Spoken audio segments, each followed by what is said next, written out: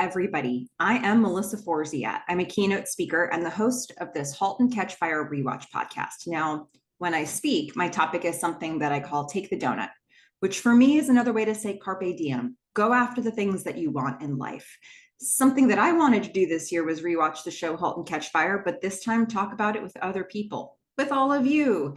And so that's what we're doing. And today we're getting a little deeper into season 4. It's going to be season 4, episode 3. But before we do that, just a quick reminder on what that last interview was, in case you missed it. The last interview that I released was with Justin Randall-Brook, who did a lot of things in this show. He started as a stand-in for Scoot McNairy, and then he started getting a role as Dave on the show. He had like an episode in season 1, an episode in season 2, and then he got more in season 3. And so his role grew over time. A lot of people kept telling me, you have to speak with Justin. You've got to speak with Justin. This man lived this show. And he sure did. So I hope that you enjoy that episode of the podcast as much as he seemed to enjoy working on this show, because it was just such a delight to talk with him. But today, we're going to talk about season 4, episode 3. This one was called Miscellaneous. It originally aired August 26th of 2017. It was directed by Jeff Freilich, and it was written by Zach Whedon. And here's the description. Joe takes an interest in purchasing the Halley's Comet website, and Gordon reluctantly ends up hiring his daughter to continue working on it. Cameron's new game is leaked to a notable gaming magazine, producing a negative review. Missing at least one person or two, maybe 2 people in that episode description, but yeah, it's a way to summarize it for sure. I mean, gosh, how much do we love this show? This is such a good episode, and a lot of humor in this episode.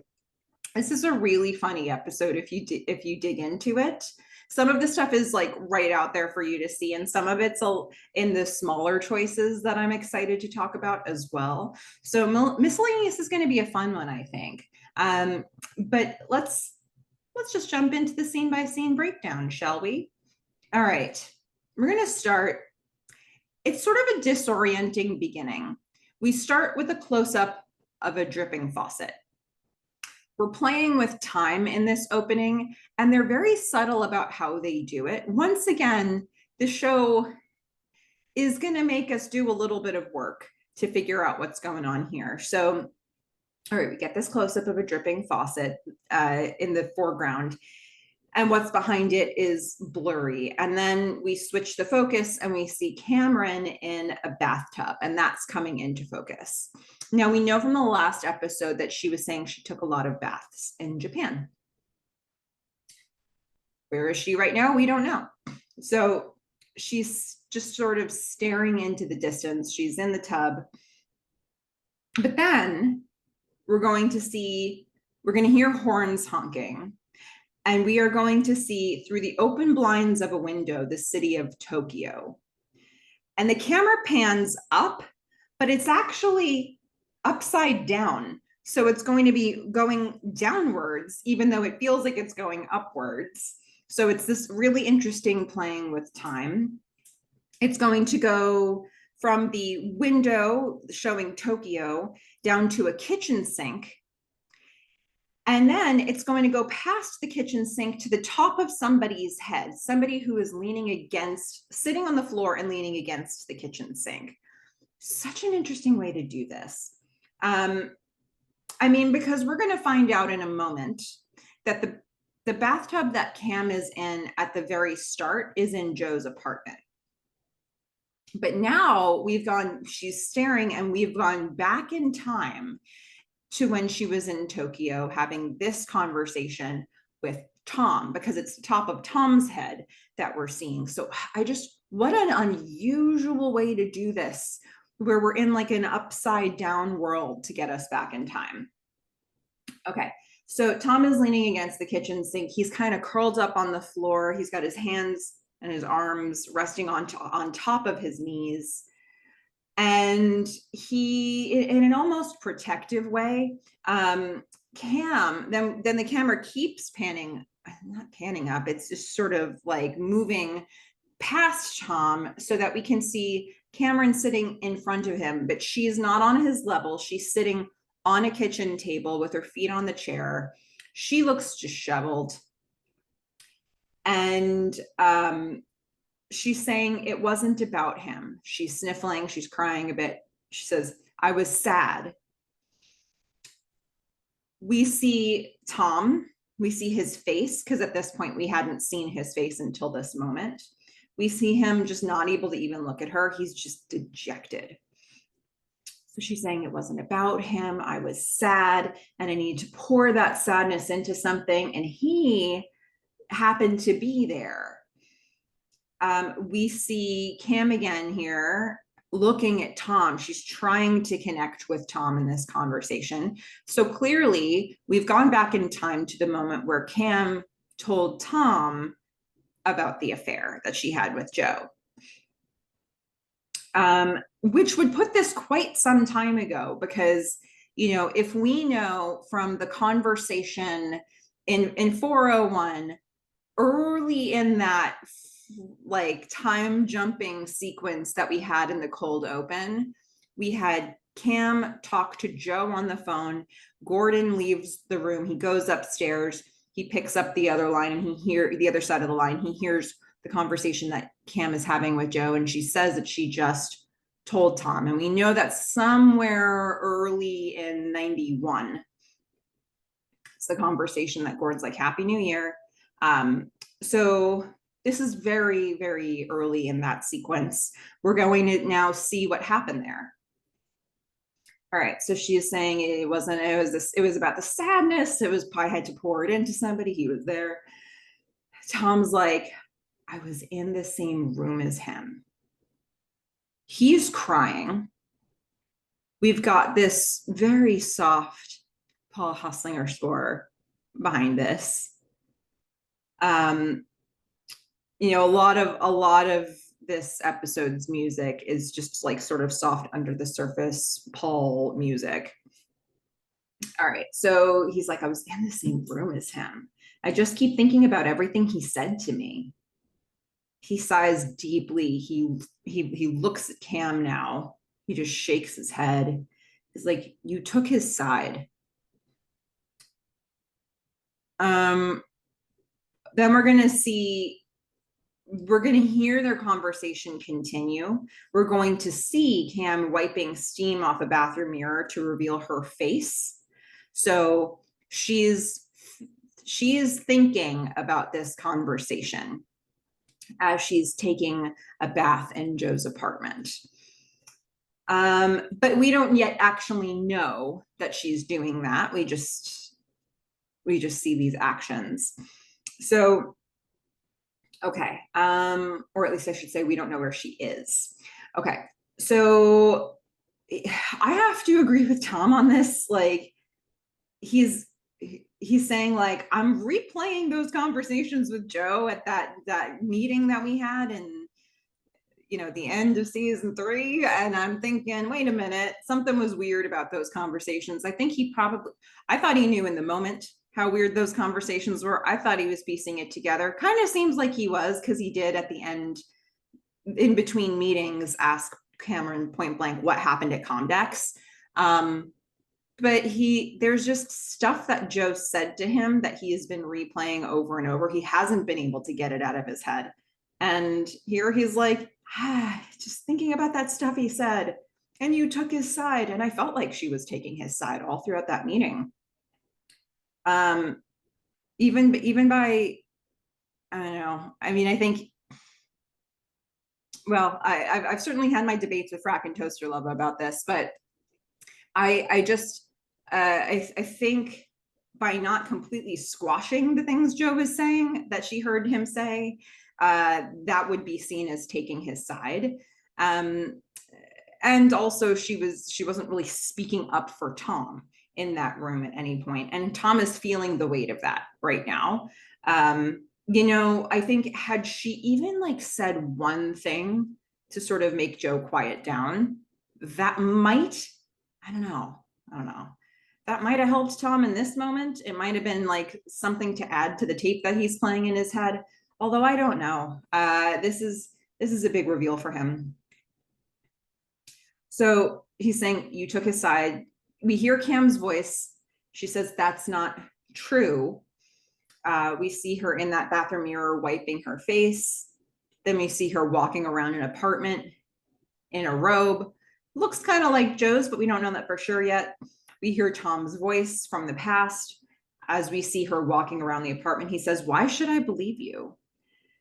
We hear Cam's voice as she's still walking in the present day. She says, because there's no loving Joe. Then we see Cam. She sees the Pigeon Feathers book that Joe had been reading to her in the prior episode. There's a little like piano note that signals like a reveal. I don't know if I want to say hope, but it's sort of like marks the reveal of like, oh, this is where we are. She's in Joe's apartment. So now we can contextualize the whole thing. She's in Joe's apartment, taking this bath and replaying this pivotal moment with Tom, a moment that we know didn't end their relationship. She's saying to Tom, there's no loving Joe. He's impossible to love. He's empty, and he just becomes whatever circumstance needs him to be. Like he's a shapeshifter almost, she's saying. So she goes, she sees the Pigeon Feathers book. She opens that book. She's still walking. She puts it down on an end table. And then she picks up a picture on that end table. That old timey picture of a little boy and an older woman. And we figure this is a picture. People are saying that this is a picture of Joe and his mom. She inspects this photo. So now we're going to cut back to the past with Cam and Tom. After all this, she's now sitting right in front of him. She's gotten off of the table, come down to his level. She's sitting direct. He's in the same posture, in a very sort of protective posture. She's sitting directly or kneeling directly in front of him with her hands kind of over his hands. His brow is just like furrowed. He just looks so upset about the whole situation. And her being in this posture now, like, feels very almost like a pleading, a begging of him. Like, just listen, hear me out here. Like, let's fix this. Tom, so she's just said all this stuff about, she's thrown so much shade at Joe here. And Tom's like, who are you? She recoils at that. And then I guess actually just to look at that for a second, to say, who are you? I think I can't help but think about the fact that he asked her point blank in 310, like, what happened at Comdex? And she lied. She's like, nothing. And she said that with conviction. And then that whole rest of the trip, she said nothing to correct it. And then they got all the way back to Japan. And now she's sharing all of this information. So her ability to deceive is becoming clear to Tom here. Also, like, I don't know exactly what prompted this conversation. And on top of that, I think for her to be like, yeah, I had an affair with him, but it wasn't about him. It was about the sadness. He's an asshole. He's a shapeshifter. We don't know. No, you can't love Joe. He's not like, I don't know. Like, does that make Tom feel any better that she could speak like that about Joe? I don't know that he needs her to pile on with Joe here either. Like, I don't know what you're looking for here for Tom. But I don't know if any of this makes Tom feel better. It's like, no, it wasn't so much Joe. It was like, I hated everything about life, the life I've made with you. Like, I don't know if that makes you feel better. Okay. I feel like I'm rambling a lot here, but they're just making me do it with all these like time jumping. All right.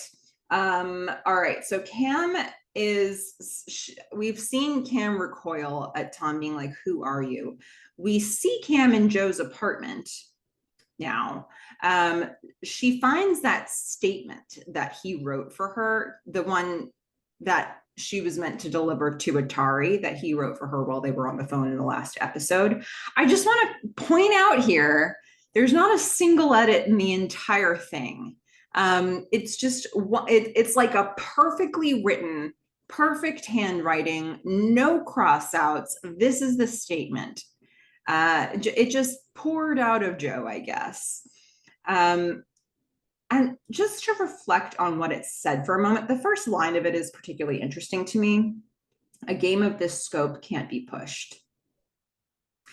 And the rest of the statement said, the Atari team and I have forged a fruitful working relationship that will continue to deliver the engrossing gaming experience our fans demand and deserve. I'm gratified by Atari's commitment to the title and look forward to our ongoing collaboration.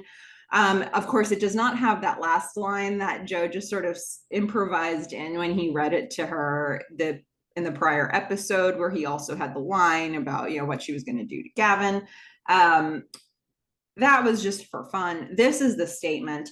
I like the fact that it starts with the game of this scope can't be pushed, because I feel like that's also a bit of a statement about their relationship that he was slipping into this. It's like, I mean, you can't rush this thing. It happens as it happens, and maybe it's happening now. So that feels like a message, not just for the opening statement, but for like the fact that they were having that phone call right then.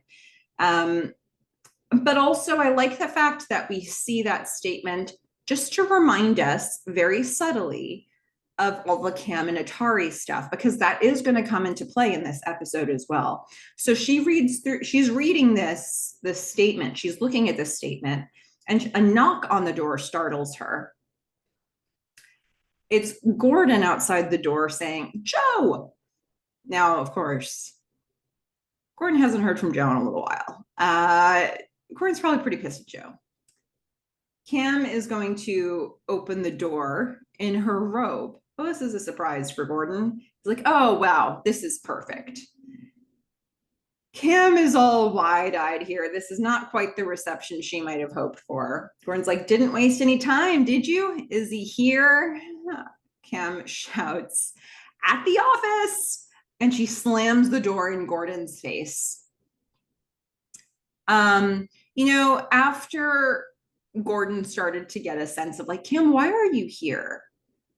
We look at that in 401, and then he's like, you asked me if you were cruel.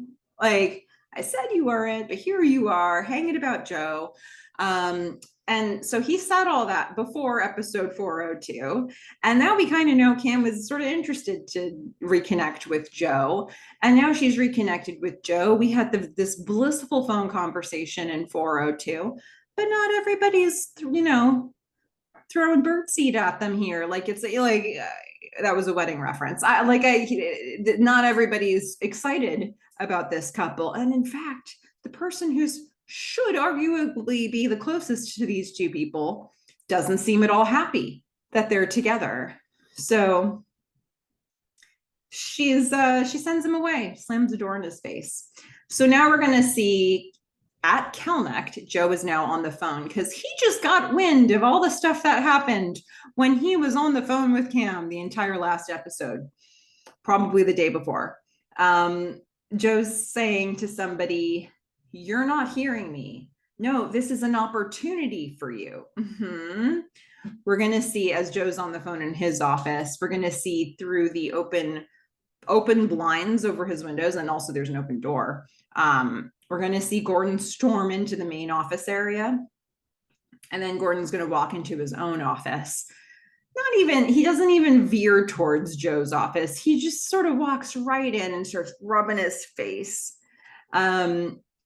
So Joe's on the phone with somebody saying, no, this is an opportunity for you. We're willing to restructure the deal, John. Listen, just give me 5 minutes of your time. Thinking he actually got John Volpe on the phone again.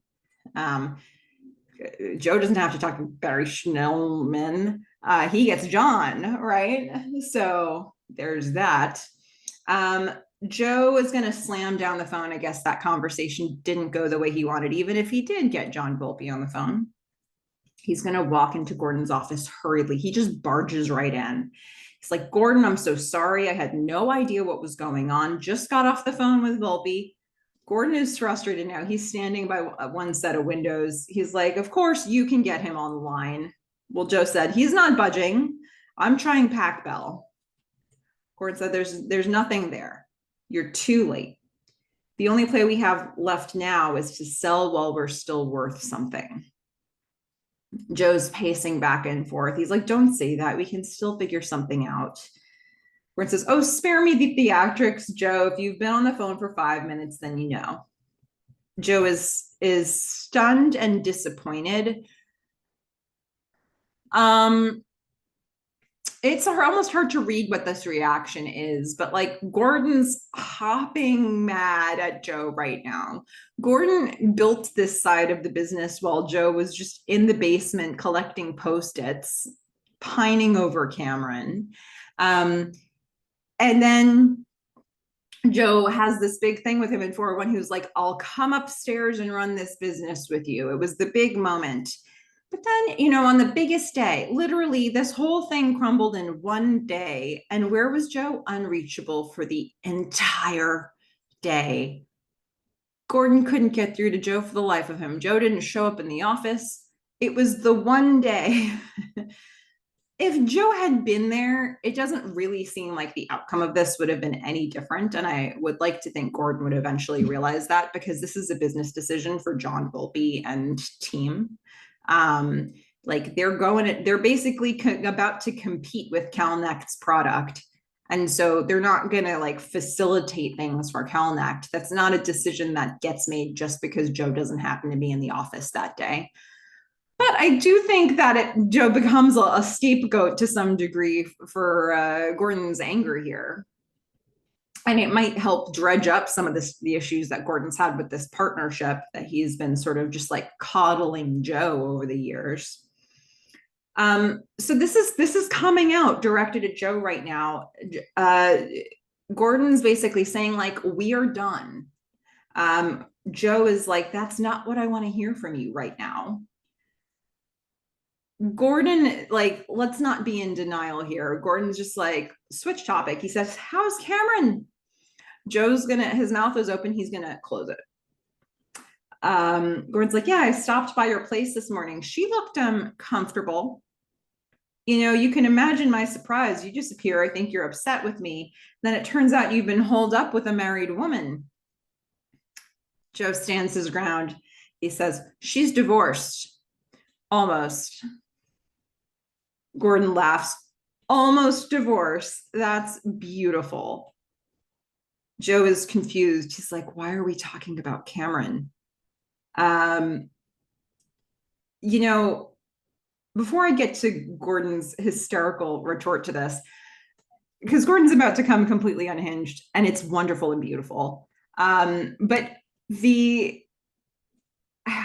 I don't know, like Joe's still kind of blissed out from the fact that he's just gotten back together with Cam. They're happy. Everybody must be happy. But Joe was literally not there for Gordon when Gordon needed Joe. And so like that, I think, is what's coming out here. This very like, you're choosing, like he just chose Cam over Gordon on the most important day for their business. And Joe didn't even really understand the context of that. And now, he's like slowly piecing together the information that their entire business is about to go under. And it doesn't even really seem like that big a deal for Joe because Joe's blissed out. But it's a big deal for Gordon. And so like, I don't know, it's like Joe hasn't quite figured out how to have empathy for Gordon in this moment. Like he doesn't realize all the places that this is coming from. It's like, why are we talking about Cameron? Gordon just shouts. He's going to shout basically all the way through the end of this scene. He's like, because I know you two. And it's like you're a train and she's a train. And you think, okay, we're both trains. We should get along great. But then both trains are on the same track and they're both headed right for each other. And guess what? Both trains are carrying dynamite. Joe's eyes go wide. And as Gordon is ripping into Joe, like Joe's absorbing this, he's listening, like, okay, we're trains, like this is a disaster. But he's around the other side of Gordon's desk, and he's listening to Gordon, but then he sees what's on Gordon's computer, which is Haley's work. And he's very intrigued by this. So he's like, his attention is now divided from Gordon's rant to whatever this is on screen. And you can see periodically through Gordon's rant, Joe's like, and he's like, trains. And then he's like looking down and he's seeing something more interesting than the conversation that he's having with Gordon. So Gordon's got this whole thing with the trains. They're on the same track. They're going towards each other. And if that were not bad enough, there's dynamite on the trains. So he's like, look, I've seen this 1,000 times. I know how it ends. They start talking over each other. Gordon's like, it's gonna explode. It's not, Joe's distracted. He's like, yeah. We're bad for each other. It's going to be disastrous. Gordon's like, yes. And they're just like talking over each other for that whole section. And so Joe's like, yeah, whatever. It's going to be a disaster. And then he looks back down at the computer. There's this natural pause of a moment. Joe was absolutely astonished, not by the things that Gordon has said, because that didn't make a dent. Joe looks at the computer. He says, what is this? And we look at what Joe's looking at, and it's the Comet website that Haley created. And then we go to credits. I think it's just such a beautiful way of reminding us of the work that Haley did and showing us how important that's going to be in this episode. And from what we get in this episode, probably moving forward for a little bit as well. So Joe is now, after the credits, walking through his apartment hallway. We're going to get to see a little what it's like the next day for Joe and Cam situation.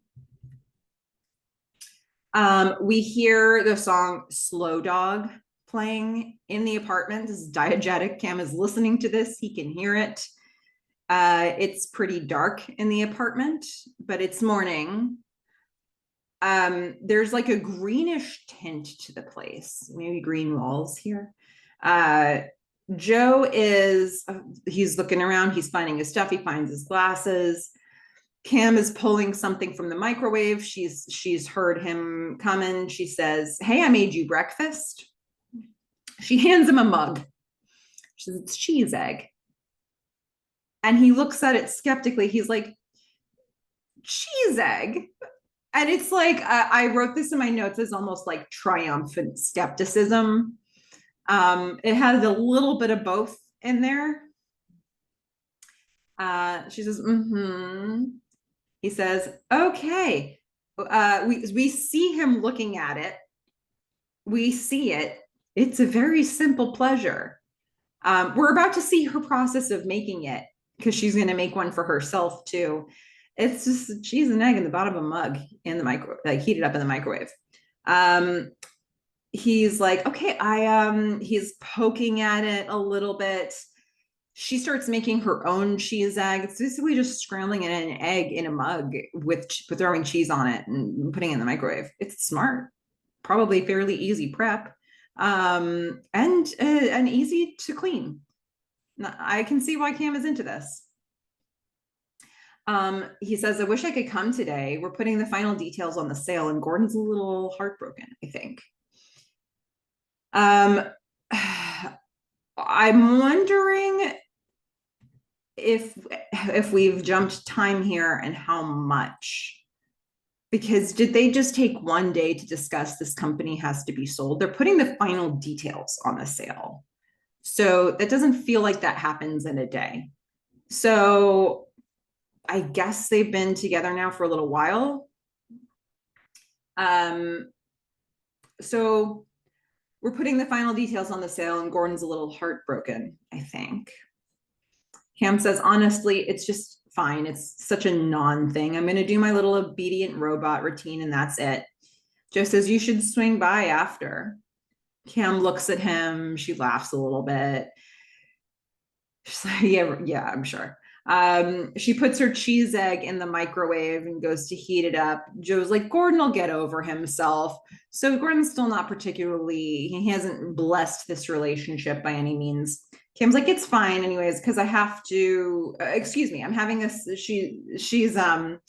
he's like wiping down the counter and she puts her mugs, two new mugs down exactly where he just wiped. So it's like, get out of my way. I'm doing things in here. He's like, be clean, be cleaner. So she's like, it's fine anyways, because I have to, excuse me. I'm having a sit down with Atari after the panel deal to talk next steps on Pilgrim. So Joe's like, oh, that should go smoothly, which it's not going to go smoothly whatsoever. Cam pours them both coffee into these mugs she's put down. She says, yeah, I think they're going to come around. They won't.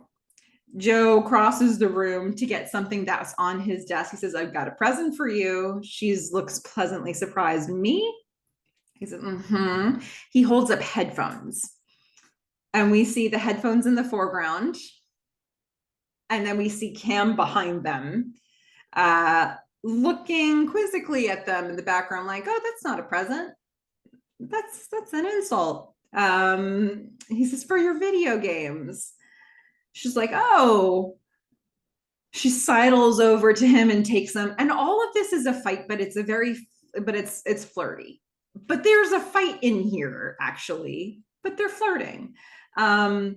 She's like, okay. She takes them. She says, well, that's passive aggressive. It's like, really?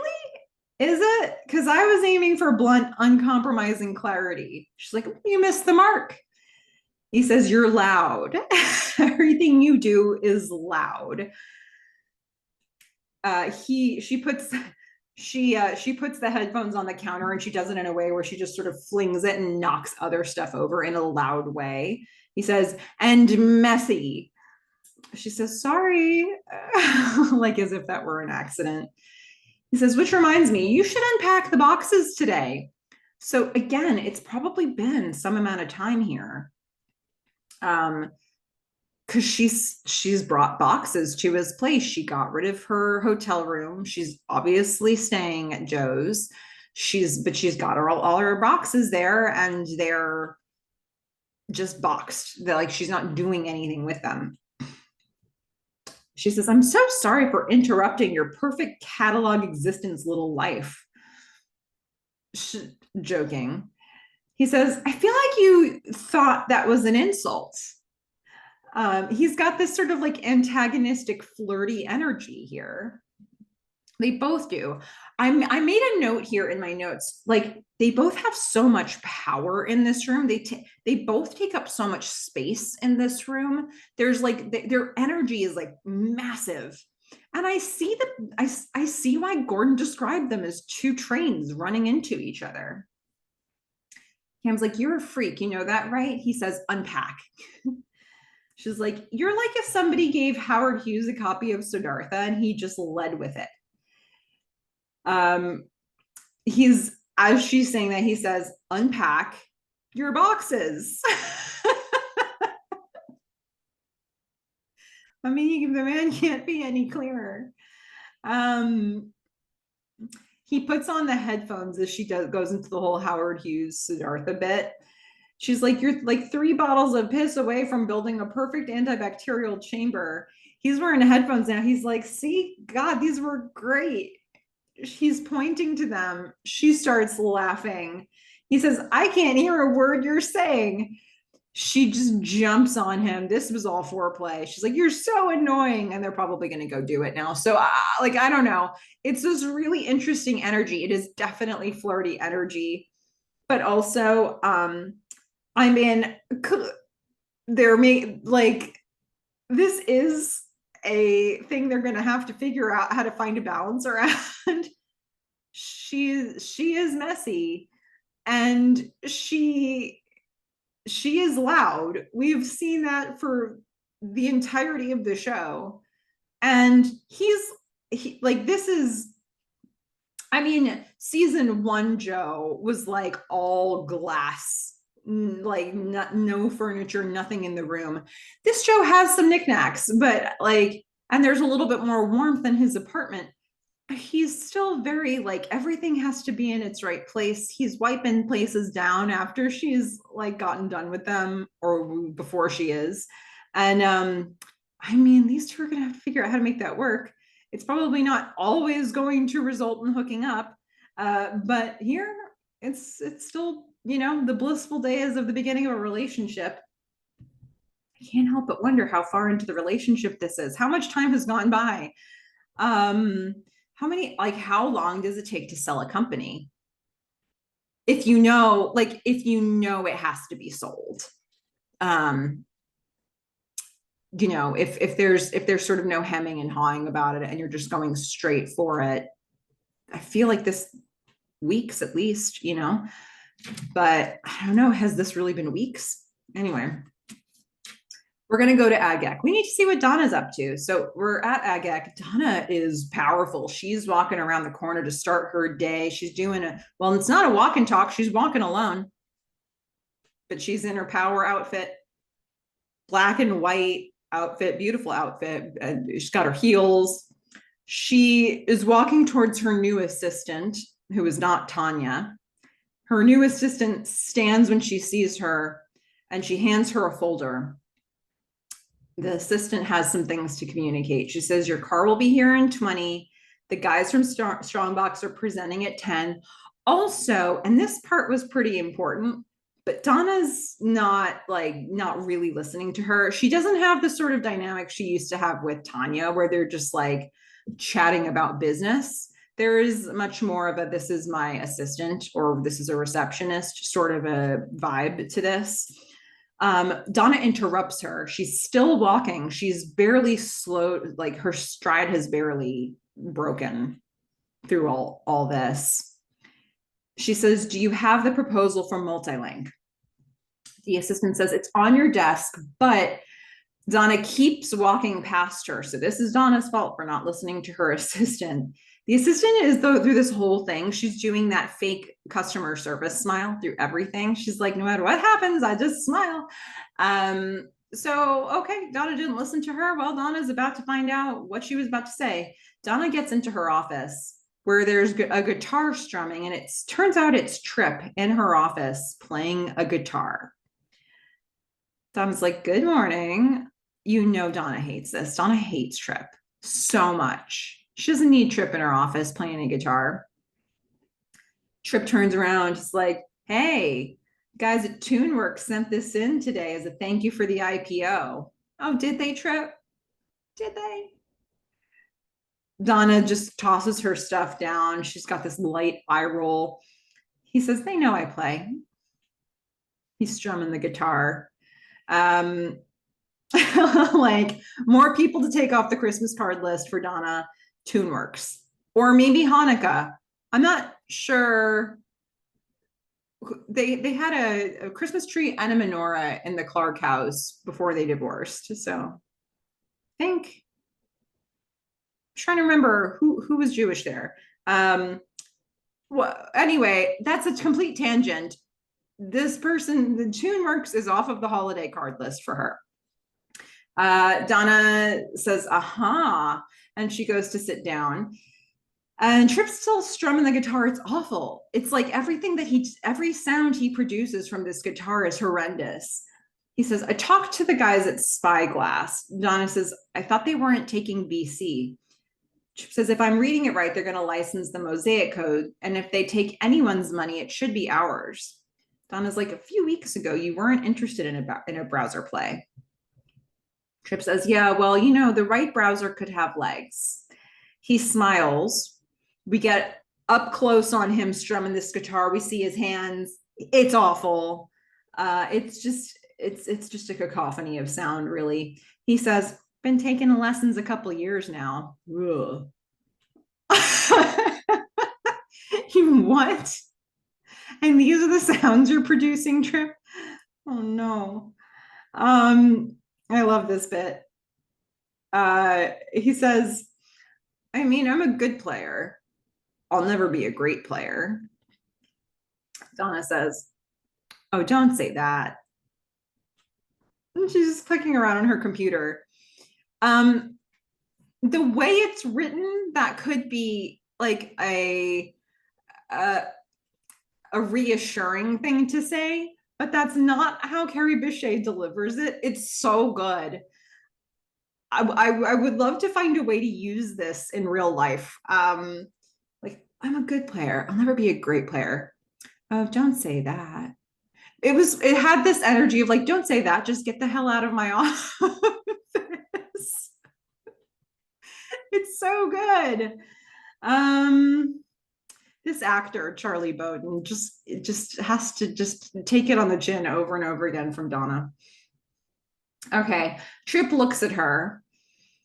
He clears his throat. Like, I think because he kind of gets a sense that wasn't meant to be reassuring. He clears his throat. He says, I'll keep you in the loop on Spyglass. We could tag team it.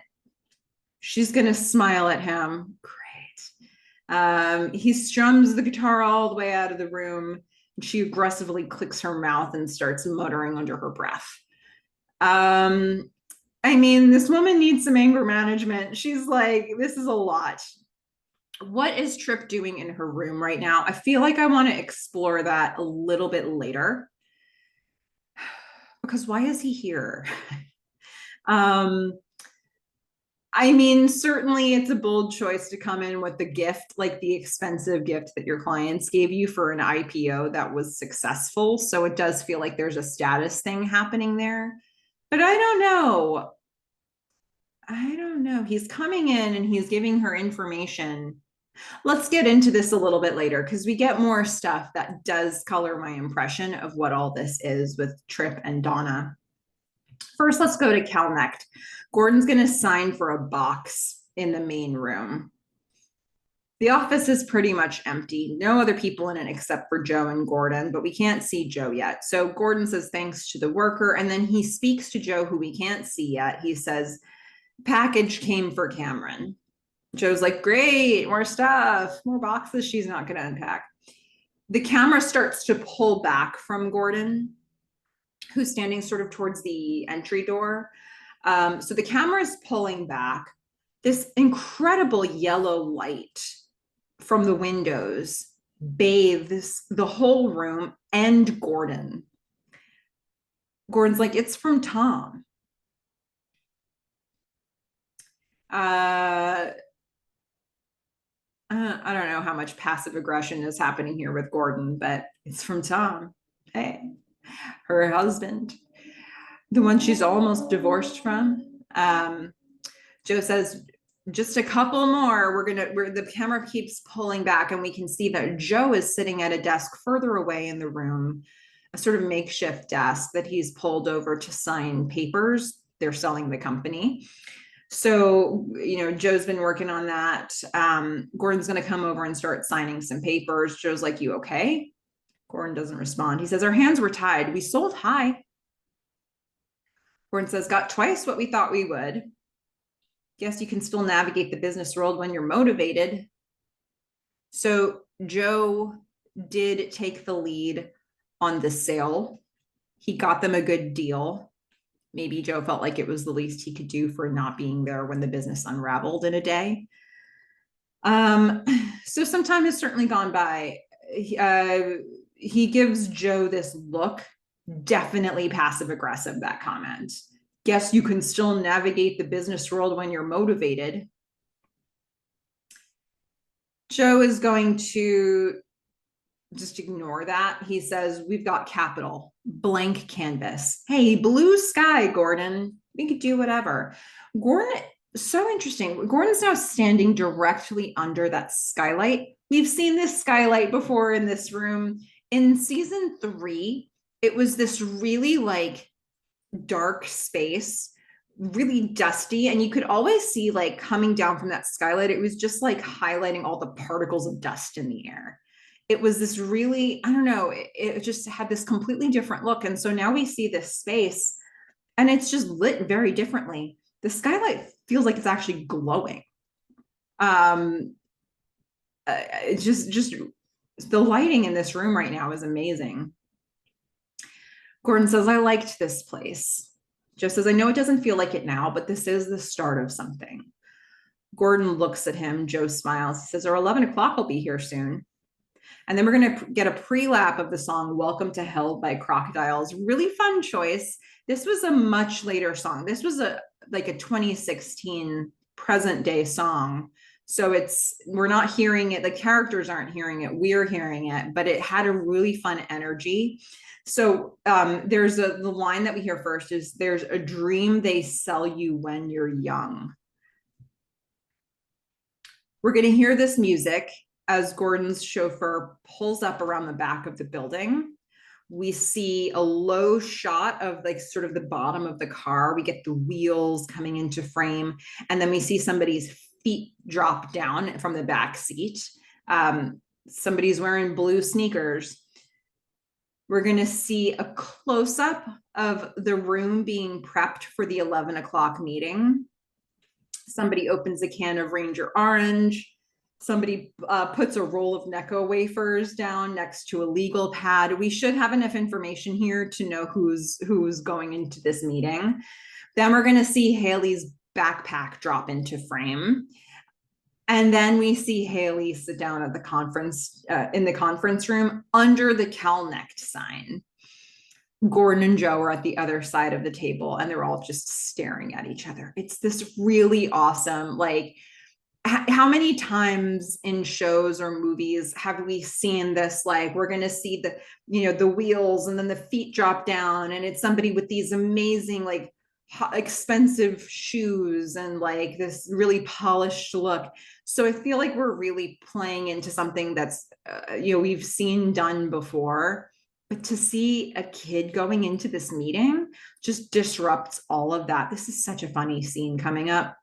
I also want to note that when I was watching this sequence of watching the room be set up, it reminded me of 3:10. Remember how Donna comes in earlier than everybody else? She's setting up this space. She's pushing the tables and chairs into place. She's setting up the coffee. She's putting the bagels and the donuts out. She's getting all of the, the utensils and the cups and everything. She's pulling the whiteboard over. We're seeing the close-up of the wheels as they're coming. The whiteboard is being pulled into the frame.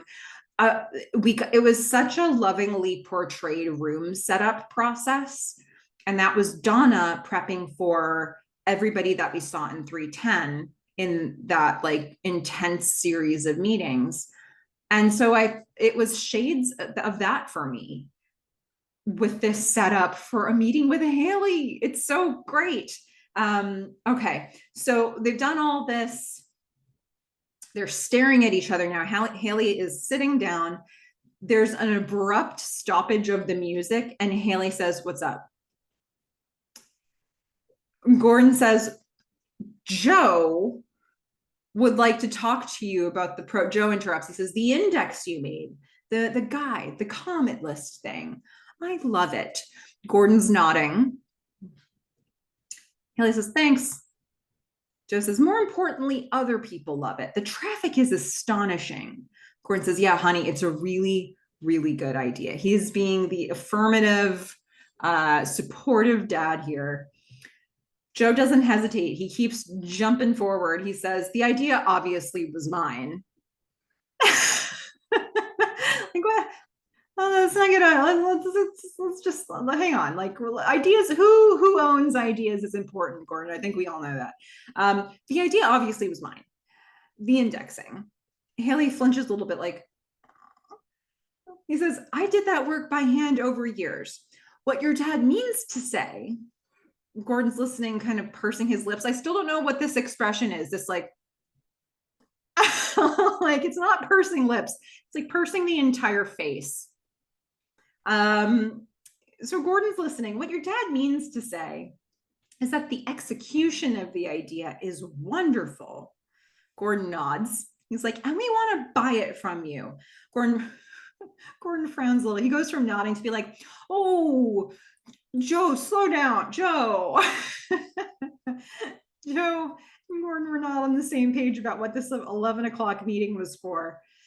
Joe continues completely uninterrupted. He's just going to plow ahead on this one. He says, "I want to build it and make it into something real." At the word real, Haley pulls her head back a little bit sharply, it is real. are you talking about, man? He says, no offense.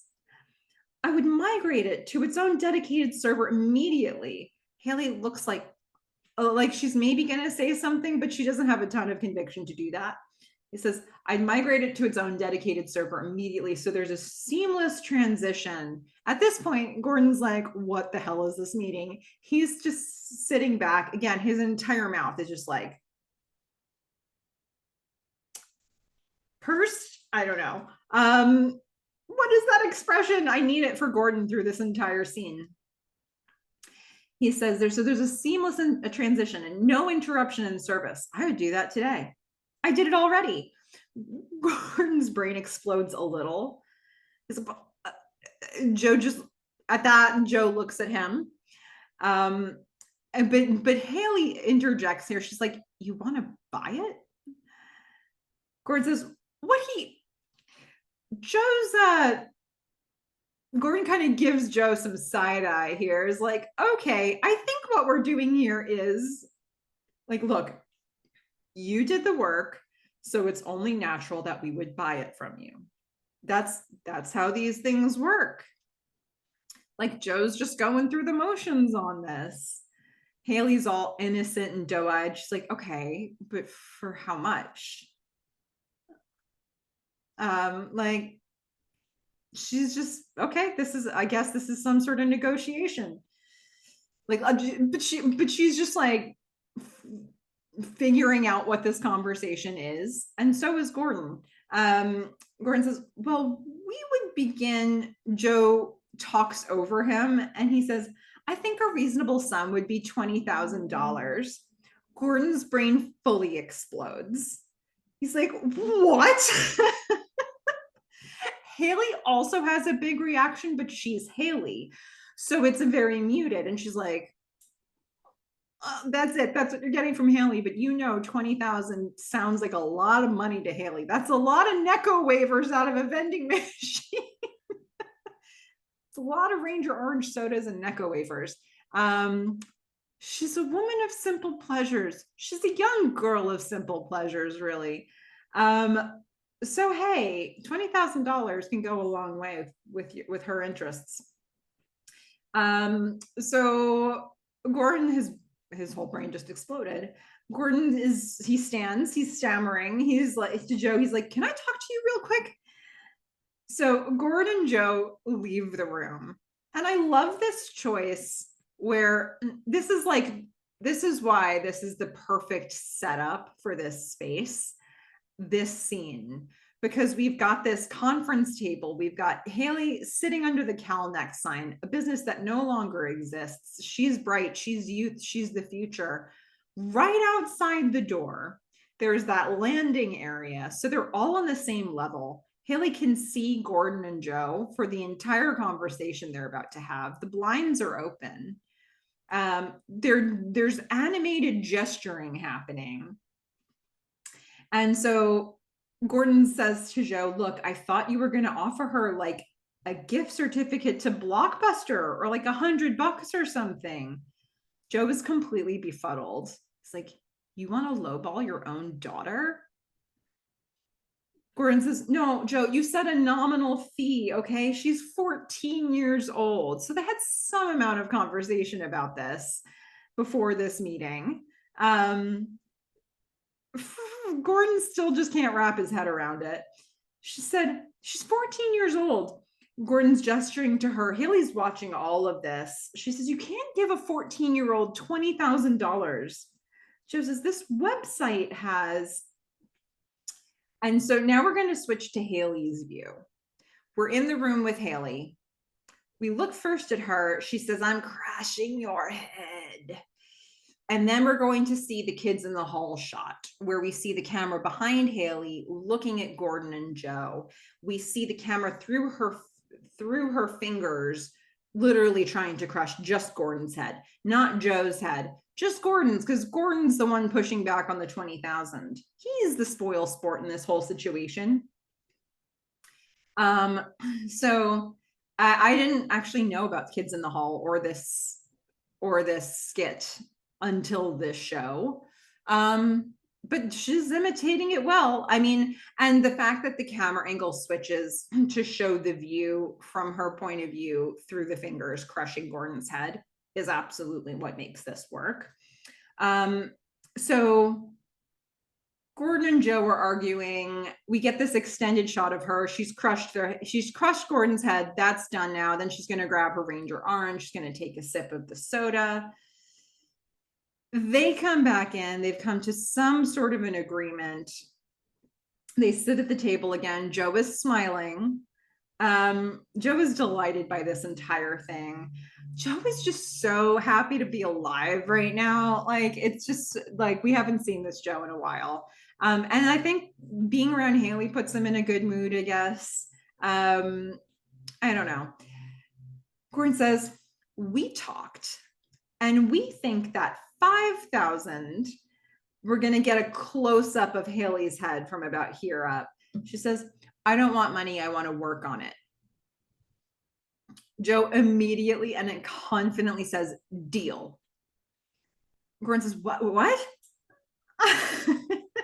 he's like, what to Haley? And then he's like, what? To Joe's immediate confirmation. We get the close up on Haley again, the here up shot. She says, I want to be able to come here and work on it instead of going to school for one period. So basically, like the period of school that she was going to Hound Dogs, she would like to come here instead. Joe is smiling. He's resting his hand on his chin, or his chin on his hand. He just seems so proud of Haley. Gordon holds up a finger. He's like, well, we could. Haley says, it could be in my independent study. Gordon has lost control of this meeting. He actually never had control of this meeting. Joe is smiling at Haley. He's very engaged. Gordon again pursing his entire mouth. He's pursing his entire mouth. He's like, Joe says, no problem. We'll wire that up right away. Gordon is gaping at him. He says, now I understand you have to get back to English. The gesture here is so funny. He's like pointing at her. He's like got that like wink and the nod in Haley's direction. Like, I understand you have to get back to English. Meeting adjourned. Gordon's head is just in his hand. He says, so we're going to talk about this after school. We're going to get a close up on Haley as she smiles. We're going to get Joe smiling. He says, Gordon, we'll meet at your place. Gordon throws his hands up. He's like, sure. And he nods. So that's the arrangement. I just want to say, first of all, this scene is so funny. Not only for the reference to the kids in the hall and the choices that they made there, I think the blocking of this is so brilliant. This is a blocking that you can do because the space is set up the way that it is. They've never used that balcony area so well. I mean, Boz singing Sinatra up there at the beginning of season 3 was a really interesting way to use that space. But I think this is like the best use, the most interesting creative use of having that ledge, that landing outside of the conference room. And just, this was such a perfect combination. These actors, this writing, to see a happy Joe just like fully connected with Haley, to see Haley so like innocent and doe-eyed in that room and just like come out on top in a negotiation that she really never thought she was about to have. Gordon being like thwarted at every turn by this conversation that now just appears to be held between Joe and Haley. I also just wanted to reflect, I can't help but think about this. This is like the most successful negotiation any female has had in this show, it feels like. I mean, you can't call Haley a woman because she's not even a teenager yet. I don't know. She might be a teenager at this point. She went into this room not even knowing that somebody wanted to buy her company or her project, her website. She was offered 20,000. They worked it down to 5,000. That was still more than she ever could have imagined. And that's not even what she wanted. She asked for what she wanted and she's going to get it. She says, I don't care about the money. I want to work on it. I want to take time off of school to work on this, and I want this to count for school credit. Like those were her terms, and she got her terms, and she comes out of this. It's all coming up Haley today. All right. Like this is a good day for Haley. When you think back on this entire show and women trying to negotiate things, you think about the process Cam and Donna had trying to, with Joe and Jacob, in season 2. When you think about everything Cam was trying to do in season 1 with the soul of the computer, when you think about season 3 and you think about the entire process Cam and Donna had with getting VC capital, they eventually found Donna, but I mean, they eventually found Diane, but the process of getting to Diane was brutal.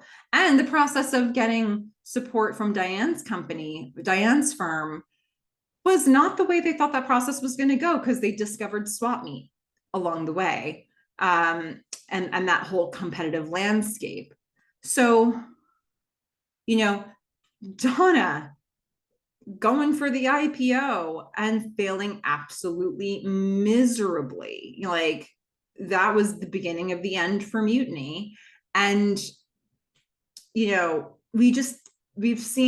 haven't seen Diane being a powerhouse in rooms.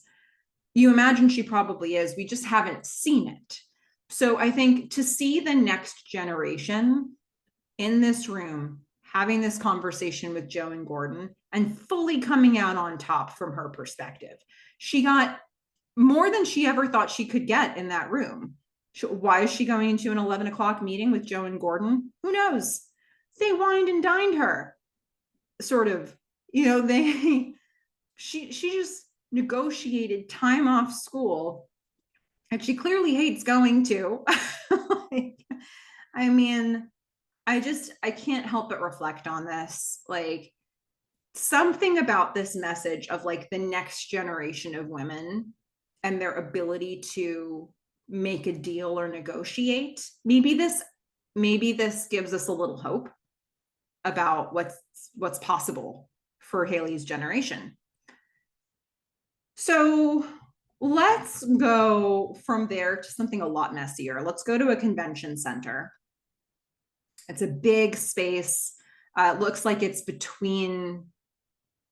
sort of between sessions, maybe one session let out, and there are breakout sessions happening. And there's this main networking area. Tons of people are in this space. Beautiful room, like, glass floor to ceiling and beyond windows. Donna and Diane are talking over a glass of wine. Donna often seems to have a drink in her hand of some sort in season 4 so far. Diane is saying, is their firewall as strong as it sounds? They're looking at a vendor table. Donna's like, 3rd generation application layer. They're very talented. Diane says, put on a good show too. Donna says, speaking of putting on a good show, we're going to see the direction of her gaze, which is she sees Tripp chatting up a couple men. She says, look at him.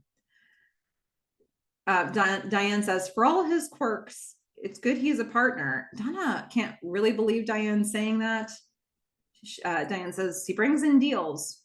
Donna says, he's trying to outflank me on the browser front. A few weeks ago, he shits all over Millennium. Now he's cozying up to Spyglass. Diane says, well, he didn't mention anything to me. Maybe he just wants to work with you. Donna makes this face like, yeah, right. Diane says, oh, there's Nina Klein. She leaves Donna. Donna's just drinking her wine. She's like, Diane's like, I should go say hi. Donna says, you go ahead. I'm going to do nothing. I'm just going to be here awkwardly by myself. Donna is walking around. She smiles at somebody and gives them a thumbs up. And then she sees something that makes her lose that smile completely. She puts down her glass and she walks towards a room. Before we get to that, Diane is going to say this a lot more clearly to her later, but Diane really doesn't want to badmouth her team members. Yes, in the previous episode, she joked with Donna about the whole circle back and drill down thing.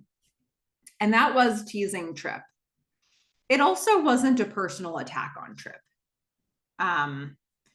It was making fun of expressions he uses, but it wasn't a personal attack on Trip. And that's about as far as Diane was willing to go.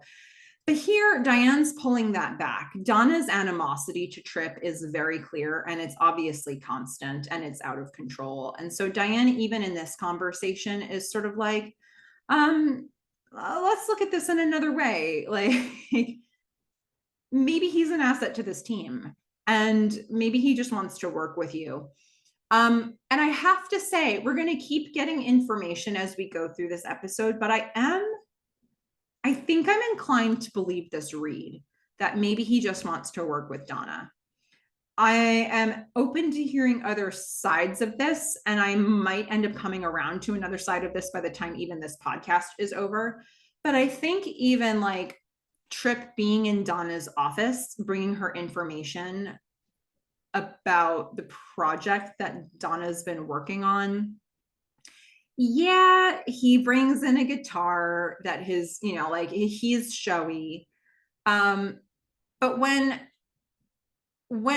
Donna like clearly doesn't have the time of day for Trip, you can kind of see on his face in that one moment that it's like, she's not into this. I don't know. I'm kind of inclined to believe that maybe he does kind of want to work with her, and he's not. I mean, he must feel how strong her hatred of him is. Like, I don't know if I think that he's going home at night thinking like, how do I break through to Donna? But I don't know, maybe he doesn't think it's like, what's the big deal from Trip's standpoint? Anyway, we'll have more information about this as we go through. So we see that Donna has seen something. She's walking with purpose into a room, and then we're going to see the signage outside of that room. It says here, the event is the Menlo Internet Strategy Conference, MISC. It's a breakout session, Future of Internet Gaming, with Eugene Ferreter, Tommy Plotkin, and Cameron Howe. Uh-oh. So we're going to now go into this breakout session. There's a panel discussion. Cam is on stage with two guys. They're all seated at a long table, like a press conference, but it's a panel discussion. They're under bright lights. We've got Tommy, who it seems like Eugene is the moderator and Tommy and Cam are the panelists on either side of him. Tommy is saying, well, Joe Lieberman can blow me. Hey, Doom is just the tip of the iceberg, okay? That's the future. Full stop. I don't know, Joe Lieberman critic? I don't know. Cam says, no, sorry, I'm not sure I totally agree. The panelists are listening to her. Donna opens the door to enter the room. She stands in the back. Cam says, look, I haven't played Doom, but it's not because it's so violent, because to me, it just seems boring. Tommy and Eugene both scoff. They're clearly Doom players. Tommy's like, you kidding me? It's addictive. Cam says, yeah, it's a Skinner box, which is a term that means laboratory apparatus used to study animal behavior. It's a big choice. She says, yeah, it's a Skinner box. And a lot of these games are.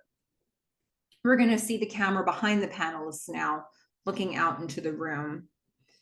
A shot that a little bit reminds me of, some of the camera choices that they were making when we get Westnet doing its reveal to its stakeholders. Obviously a different scenario, but it does remind me of that. She says they're slot machines, so they'll keep you coming back, but they're not going to fulfill you in any way. Eugene goes to interject, but Cam is going to keep talking. She says, look, all I'm saying is I think there's room in the future for more than just gory first-person shooters. Eugene points to the back. He is the moderator here. He says, I think we have another question. We're going to see a woman stand up in the back. We're going to get to know her as Alexa. She says, this question's for Cameron. Hi, I was wondering if you could talk about your new game, Pilgrim. I saw the release date was changed. Cam says, yeah, Atari has been a really supportive partner. Then we go and we see Gavin in the back. He's probably sitting not too far from where Donna's standing, although I didn't notice that in the same shot. So she says, yeah, Atari has been a really supportive partner. Then we look at the whole Atari team sitting there. They've been a really supportive partner in collaborating on this game. Donna cocks her head and smiles a bit like, oh, well, that's a fun PR line. They're just taking a bit of extra time to figure out the best strategy. We now see Cam from Alexa's view, and then we see Alexa nod. So I like that they made this choice here because, like, for a minute, we are in Alexa's viewpoint, and I think that gives us an indication that we'll see more of this character. So it was a nice little subtle signal to get us there. She says, but it's coming. I'm excited about it. I think you will be too. Alexa smiles. She says, do you have like a ballpark time when it'll be done? Cam pauses for a second and then she answers honestly. She says, it's done now.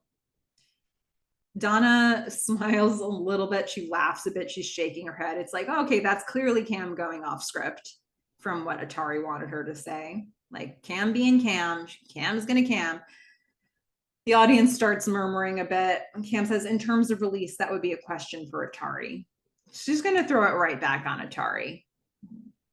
Alexa nods. She smiles a little bit. So she's the smile that we get from Donna and the smile that we get from Alexa here mean two completely different things. I think for Donna, it's like, ooh, Cam's going off script again. I'm sure Atari doesn't like it. And Alexa kind of does. Tommy jumps in. He's still up on stage for this. He's saying, cool thing about games you download in terms of release, there's less overhead, which means less interference, meaning more blood. Everybody cheers and applauds. Donna shakes her head at that too. It's like, who do I like less on this panel? Eugene says, do we have any other questions? Cam chuckles a little bit, but she interrupts Eugene. She says, like before we get to these other questions, she says, yeah, I mean, anytime you can cut out the middleman, it's a good thing, right? And like I said, I have a great relationship with Atari, a lot of mutual respect, but there have been times in my career where my choices were not as respected. I don't know that she's actually seen Donna in this room yet. I don't know what she's doing here. Donna takes that as a bit of a personal affront at the back of the room. Eugene says, okay, if there aren't any more questions, I think that about does it for us. Thank you all for coming. There's applause. People are starting to stand. He's like, thanks to our guests and Tommy, and Donna jumps up to the microphone. She says, I have a question for Ms. Howe. Donna smiles at Cam with that big fake smile. Cam says, hello, Donna. Donna's got crossed arms. She says, I was hoping you could talk a bit about the relationship between a creator such as yourself. We see Alexa in the back taking this in. And the business side of gaming. Cam inhales a bit at that. He says, you seemed to indicate earlier that there was some difficulty for you there, and I was wondering if you felt you had any culpability in that. Eugene and Tommy just exchange a look on stage. Oh my God, what's happening here? Eugene, the moderator, has lost control. Yep, he has. Cam says, well, it's inherently a fraught relationship, right? Donna feigns interest. She's like, huh? How so? Tell me more. Cam says, well, in that we have the ability to create something out of nothing, and that could be threatening to people on the business side because they can't. Cam smiles. It's like, how can I just eviscerate you from up here without getting into too much trouble? I don't know if she's thinking about how much trouble she's getting herself into. Donna nods. She says, well, in my experience, and granted, I'm not the one up there on stage at the Menlo Internet Strategy Conference. Cam laughs because Donna just insulted the entire conference that she's obviously at. It's not her making fun of Menlo Internet Strategy Conference isn't a great look. I don't know to what extent people know Cam Howe and who this person is at the microphone and their history together. I don't know how much interpretation there is about why this sparring is happening the way that it is. But I do think the choice of how Donna said, like, made fun of the name, like she's basically like, oh wow, this is a nothing conference, but hey, you're on stage. I feel like that would be an indication of how people might be seeing Donna. So Donna continues, but in my experience, someone on the business side could help shepherd a project that's meandering or headed off a cliff. Could be an ally, no? Seems like that relationship should be symbiotic. She shakes her head back a little bit with her hair going with it. The camera shots here, we're going up, it's up close on Donna, up close on Cam, up close on Donna, up close on Cam. It's like a duel that's happening here. Cam stares at her. She says, I would say it's parasitic. There's little regard for the well-being of the host because a parasite can always scuttle away to the next warm body. She smiles. Donna nods. She smiles a little bit to the audience. Alexa chuckles a little bit to herself at her seat. The audience is murmuring. Cam moves the microphone away. It's like the mic drop, but it's just moving it away. Eugene clears his throat. He's like, okay, I think that does it. We are out of time. Donna walks away. Eugene says, thank you all for coming. Thanks for your questions. I hope we get to meet some of you outside. As Donna's leaving the room, she sees that Tripp is in the back of the room. As she's walking away, she sees him. She puts her head down.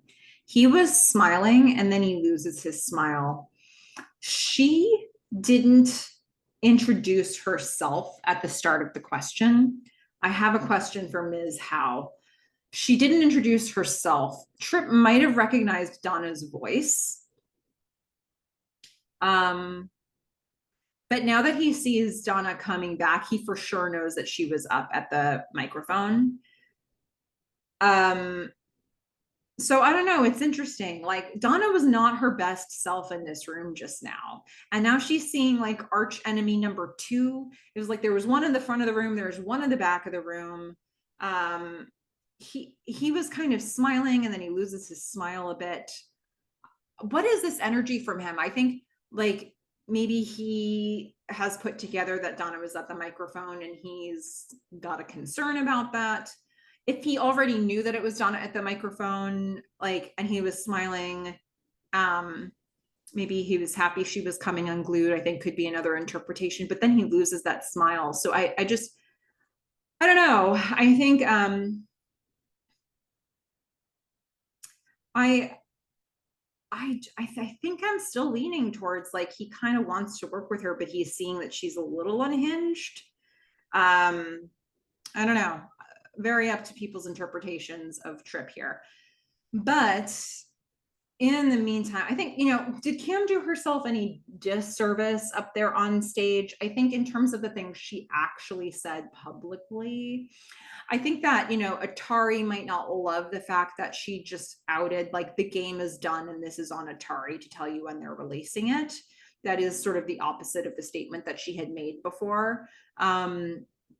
So that might be the worst thing that she said in this room, but I don't know that she ends up getting a lot of flack for that particular comment. But yeah, this whole bit about like the parasitic relationship, I don't know. It doesn't all, like, Cam has been as clear as she can about sort of separating her parasite comments from Atari. She's saying like in the past, it's been like this. There are only so many past experiences that Cam has to share here, but it's been a lot of years. And so I don't know, like, do people necessarily know exactly which company she's talking about? Maybe not. So I don't know. They're bold statements that she's making. And this wouldn't necessarily make a game publisher like want to work with you, like a future middleman might not want to come to the table. Or if they wanted to work with Cameron, they might be able to speak to her comments more in their sales pitch to her. So I don't know, like it's probably not the worst things that she said here, but they're bold statements for sure. Cam definitely has had some media training. Like she can turn this on when she needs to. This could have gone a lot worse for her. Season 1 Cam would have done this worse. But you know, like it's not like plastic smile cookie cutter either. Okay, we're gonna see what's happening at AGEC. We're going to see what's happening in the incubator space for Rover. Boz is at a copy machine in a separate room. He's on the phone because, you know, he owes some money. And so he's going to be having a private conversation about that. He says, well, yes, I'm going to make the monthly. I'm at the mercy of the pay schedule here. It's a consultant position. So he's trying to work out a payment arrangement. Donna walks into the main incubator room briskly. God help the people she encounters after coming out of a room that had both Cam and Trip in it. Tanya's like, how was? Donna's like, fine. It was fine. Fine.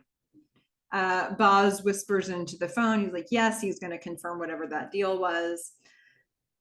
Donna is saying, do we have an update? The Rover team is coming closer. Tanya's like, the algorithm is continuing to pick up new pages. It's effectively charting the web. Tanya is smiling. She's got the customer service smile here. Boz looks back while making copies, not really smiling. Vera is stress eating while she's talking, or maybe something else. Donna's like, okay. Vera says, we're only searching URLs and page headings, but Donna says, why can't we search the body of the page? Elliot, who is a frequent user of AGAC mugs, I'm finding for this character, he says, well, that's the ultimate goal, of course. We're just not quite there yet. Cecil's like, it's too much data. With the current bandwidth, everything just grinds to a halt. Donna says, how effectively can we search titles?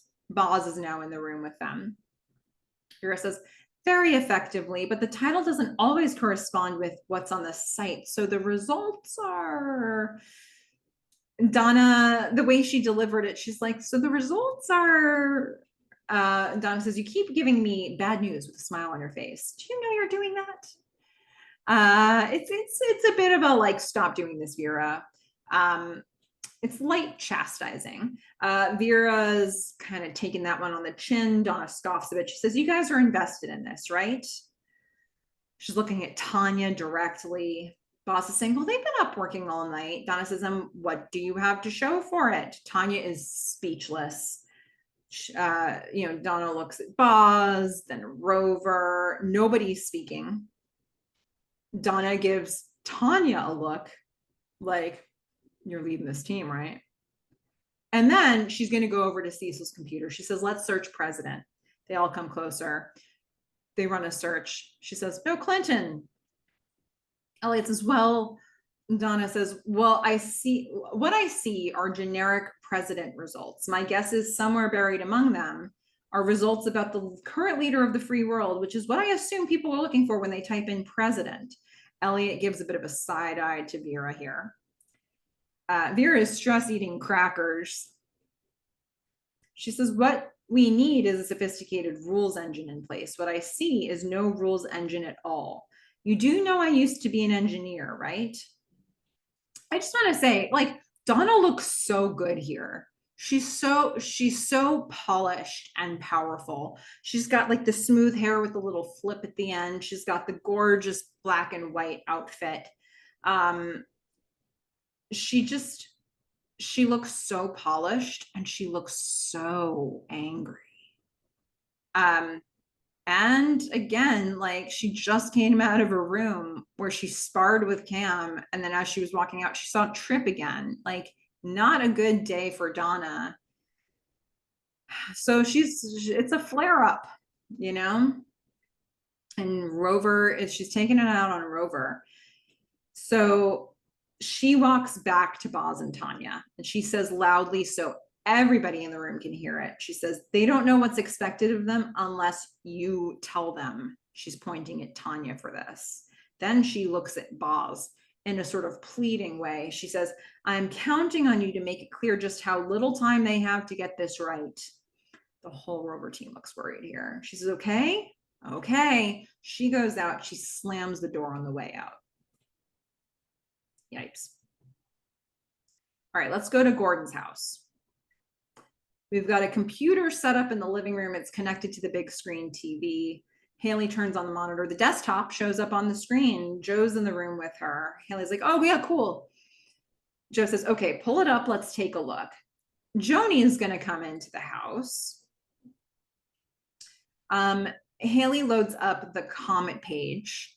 It has an updated logo on it. Joe says, I changed the header, and it looks a little bit more precise, but it's still the same essence of what she had before.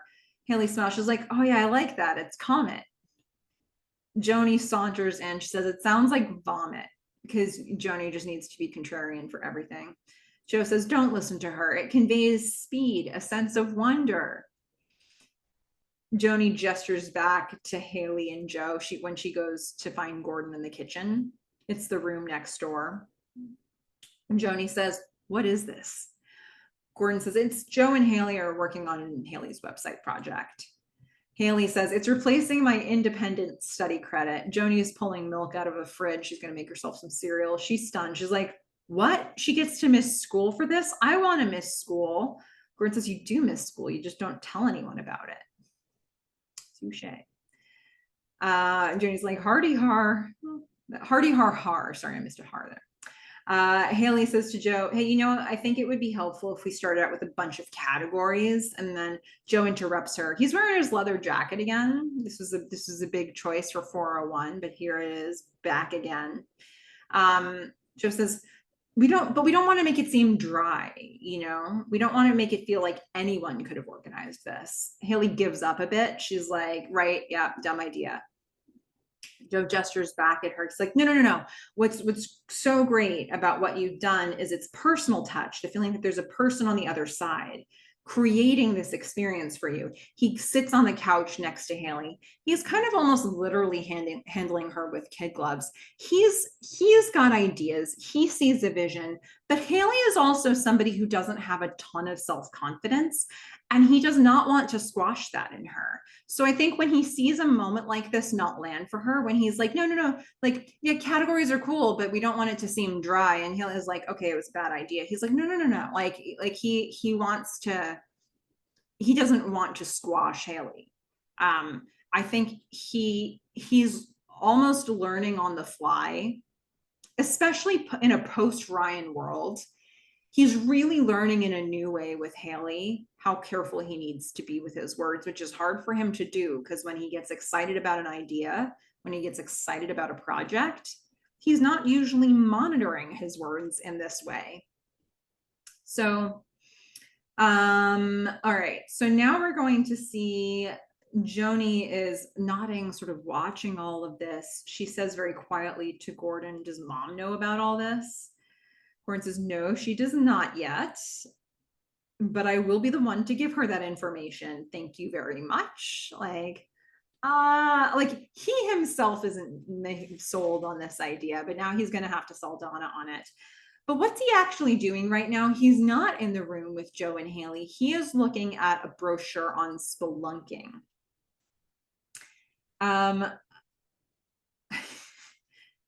And I think that's quite pertinent to where Gordon is right now. Joni smiles. She's like, can I watch? When he tells Donna. Gordon shouts back to Haley. He says, why don't we go caving in upstate New York, you know, spelunking? Joni says, you're literally shouting nonsense. I really like that line. Like, she, as much as Joni is like, I'm going to be the angsty teenager and I'm just going to be contrarian to everything everybody wants me to say, she also is incisive and smart and gets to the root of some things. So Gordon puts a bunch of brochures back into a folder. The spelunking brochure was just one of many brochures that he took out of this folder, something he's been collecting. He walks into the room with Joe and Haley. He says, I've got all this stuff, and I've got time now. We should go on an adventure. Everybody in this room knows he's sick. Everybody in this room knows that he just sold this business. Everybody, he's trying to invite his kids, his family, to go on an adventure. And they are in this room with Joe, and he's going to join Joe in this room. Joni comes in too. She says, I don't want to go to a cave. Gordon's like, well, look, Haley. Haley's like, Gordon says, spelunking? You remember that project you did about stalactites? And he says, I'm cool with whatever you want, Dad. Gordon's shadow is on this screen with the Comet website. So there's a projector projecting this onto the screen in the room, and Gordon's standing in front of it. And so we've got the Comet website with a Gordon shadow in it. Gordon's looking down. Joe's looking around at everybody. It's this awkward moment. Like, Gordon kind of wants to go spelunking, but does he really have enthusiasm for everybody? Joe changes the subject. He sees Joni's shirt. He says, oh, that t-shirt, that's wild. I was listening to Ritual on the way over here. Joni nods. She's like, please don't try.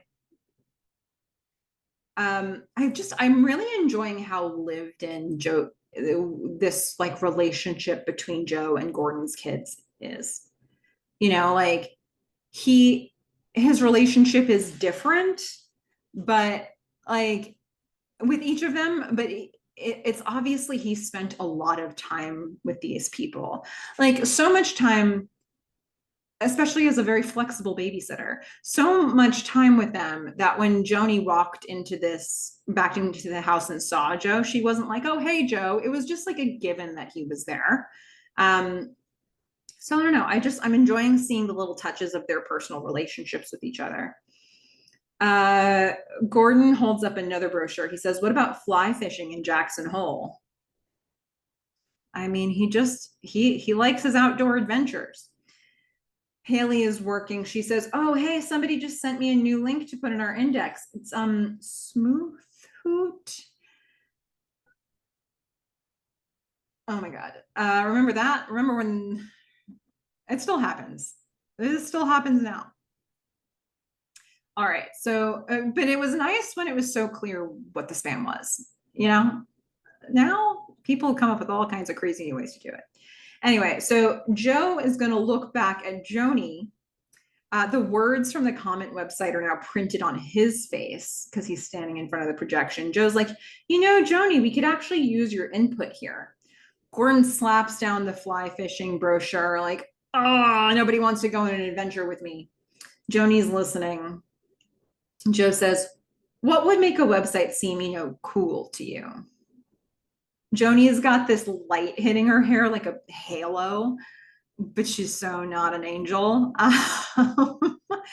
She's like, well, I think it's pretty cool on America's Funniest Home Videos when guys get hit in the nuts.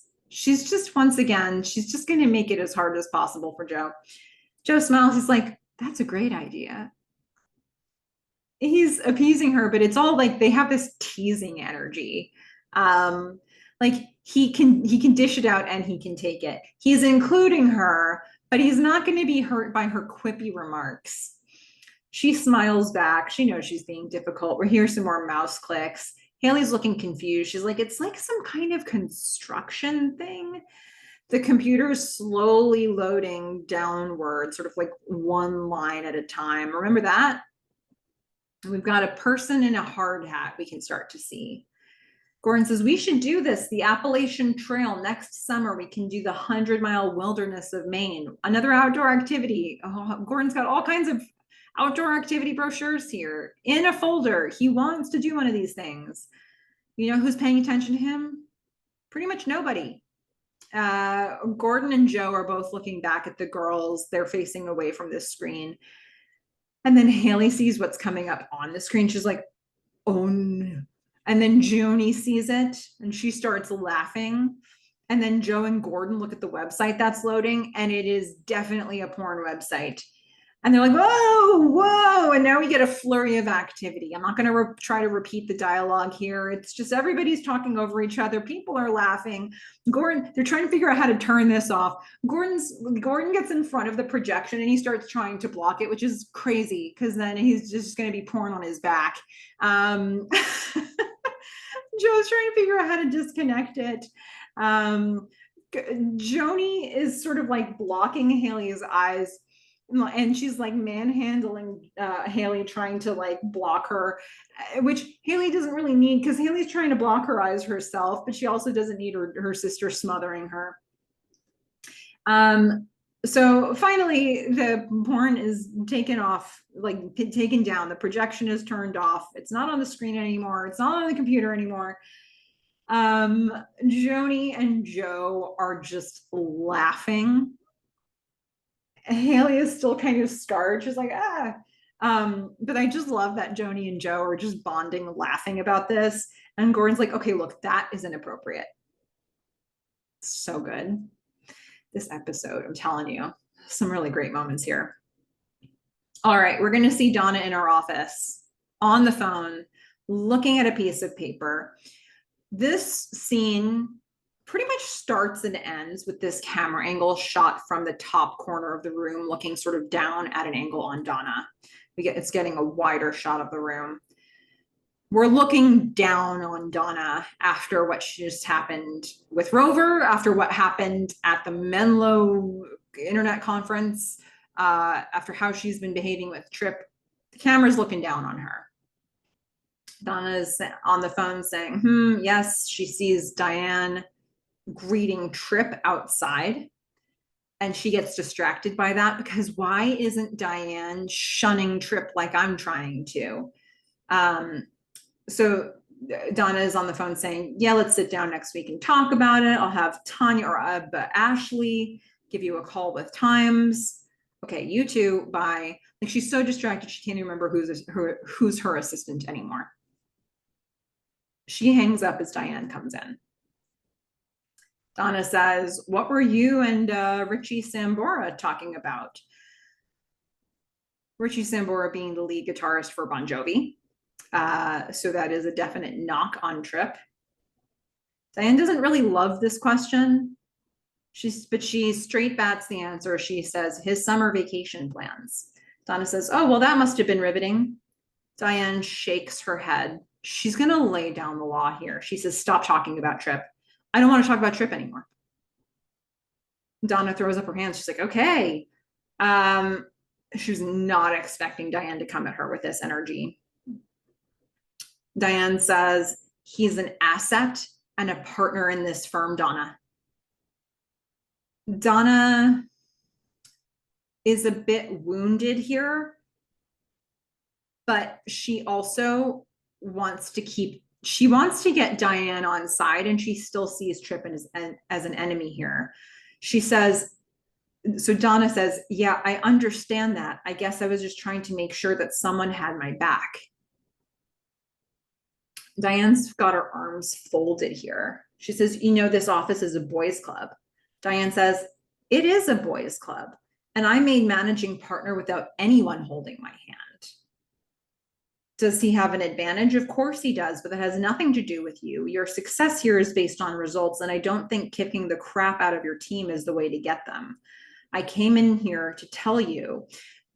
Pause for a second. So Donna is not used to somebody talking to her like this. Diane's being respectful, but clear. And I think it helps that she's saying, I became managing partner despite that. This is about results. She's not attacking Donna, but she is saying, knock it off. Like, that's the last I'm hearing of this. So initially, Donna's like, she wanted to like maybe try to get Diane back on side. Like, no, it's like the thing that we're doing with Trip, like this thing where I kind of berate Trip behind his back. This is about me making sure it's not a boys' club anymore. Diane's like, nope. So it's just, Donna has to go from being like, oh, okay, you're on my side still, but like, okay, maybe in a different way than what I thought I needed. So as she's talking through this, you see Donna's inclination to be a little defensive, but you see that kind of melt away because it's Diane delivering this. So at the point when Diane says, I came in here to tell you, I love this choice. Donna's nodding a little bit and she's listening. She's like, mm-hmm. Like, tell me the thing you meant to tell me. So she's like, Diane's pulling her in here. I came in here to tell you that your girl from the Rover team, she was crying in the stairwell just now. Donna sort of cocks her head to the other side in this way where it's like we see the compassion inside Donna come out again. Donna created that. Like this girl crying in the stairwell, this woman crying in the stairwell is a result of Donna going in and attacking the Rover team. And Donna knows it. And she has compassion for Vera now. So Diane says, you might want to consider a lighter touch. We're going to see the camera back in the top corner of the room looking down as Diane leaves. Donna sighs and she just puts her head in her hand. She's like, oh, this is too much. I think it's important. Donna's got a ton of anger, and Diane talking to her this way doesn't make it go away, but it does tell her that there's no place for it in her professional relationships. So she's going to need to find other solutions here. We are going to see Cam and the Atari team in an empty conference room amidst a circle of chairs. It's post panel. They're all sitting down. Cam says, listen, I heard what you said about strategy. And Gavin interrupts. He holds up his hands to stop her. He says, I'm sorry. I think we should go first here. Unfortunately, we don't know how this happened, but someone at Electronic Gaming Monthly got a hold of Pilgrim. Cam looks around. Her eyes go wide. She looks at Gavin. She's like, you're kidding. He says, a review came out today and we got our hands on an advanced copy. Cam is hopeful. She says, how was it?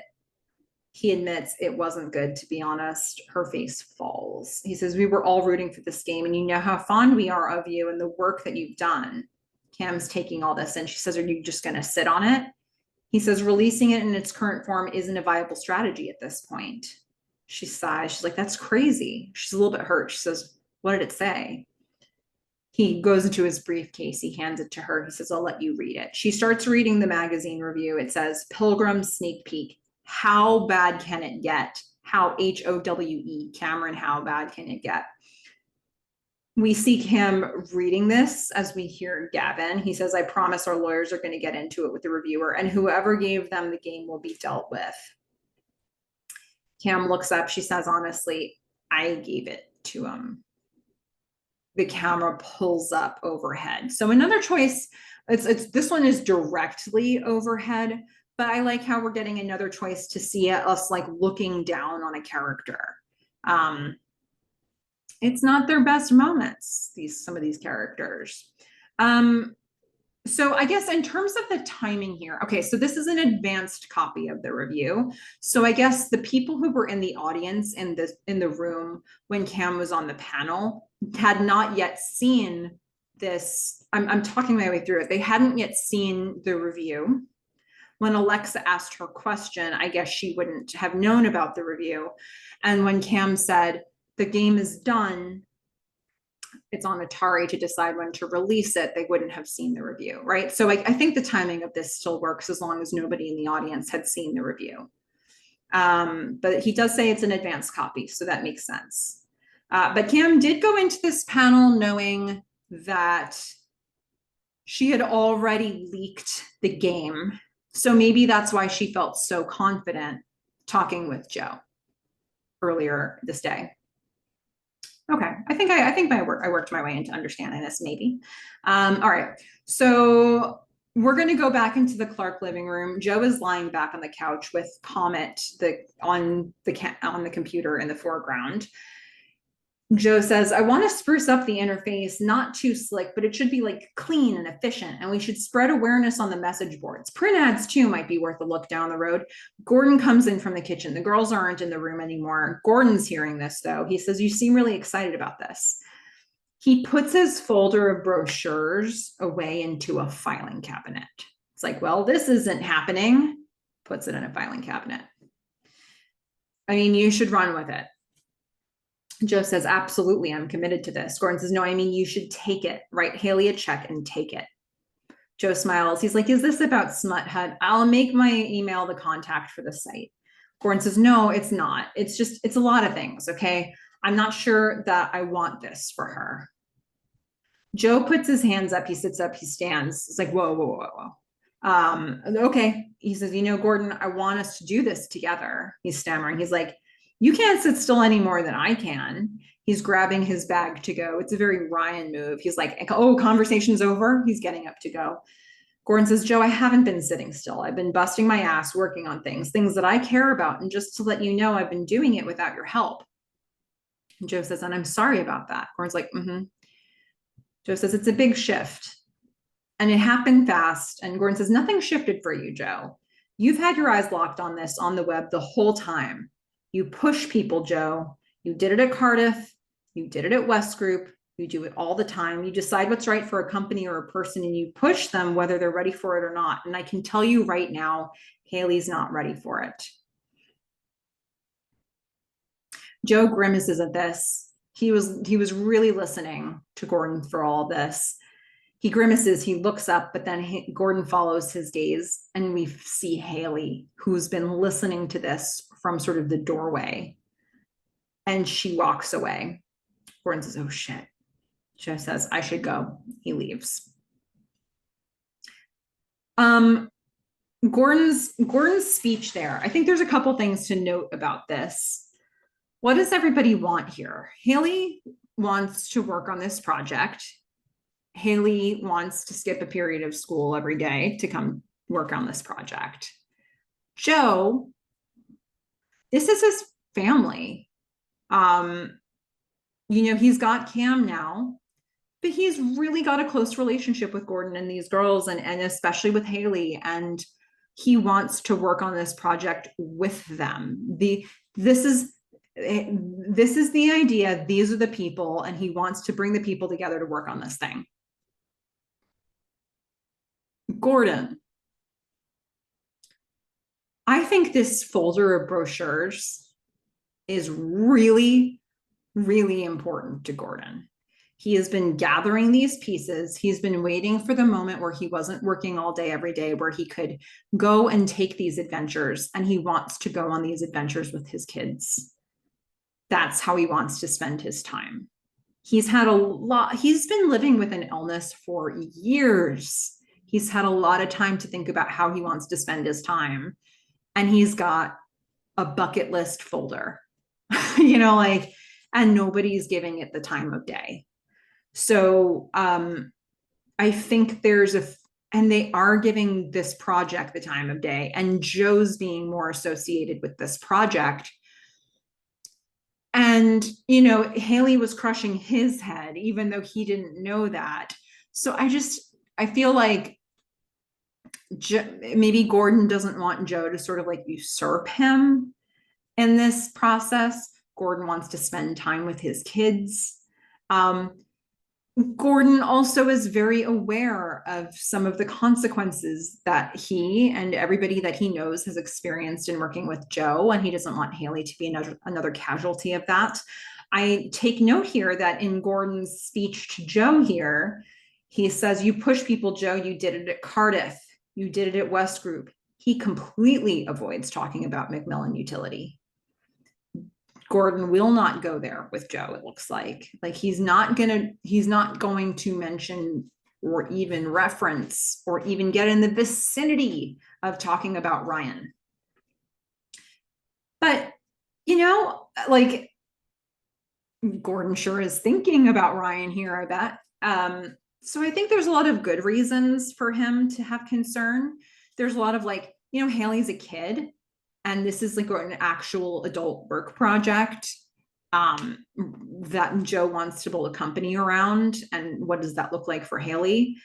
So I think there are some really practical concerns there, but I also think that this bucket list folder, and the fact that nobody wanted to talk about it, but did want to talk about the website, I think that's making an impression on him.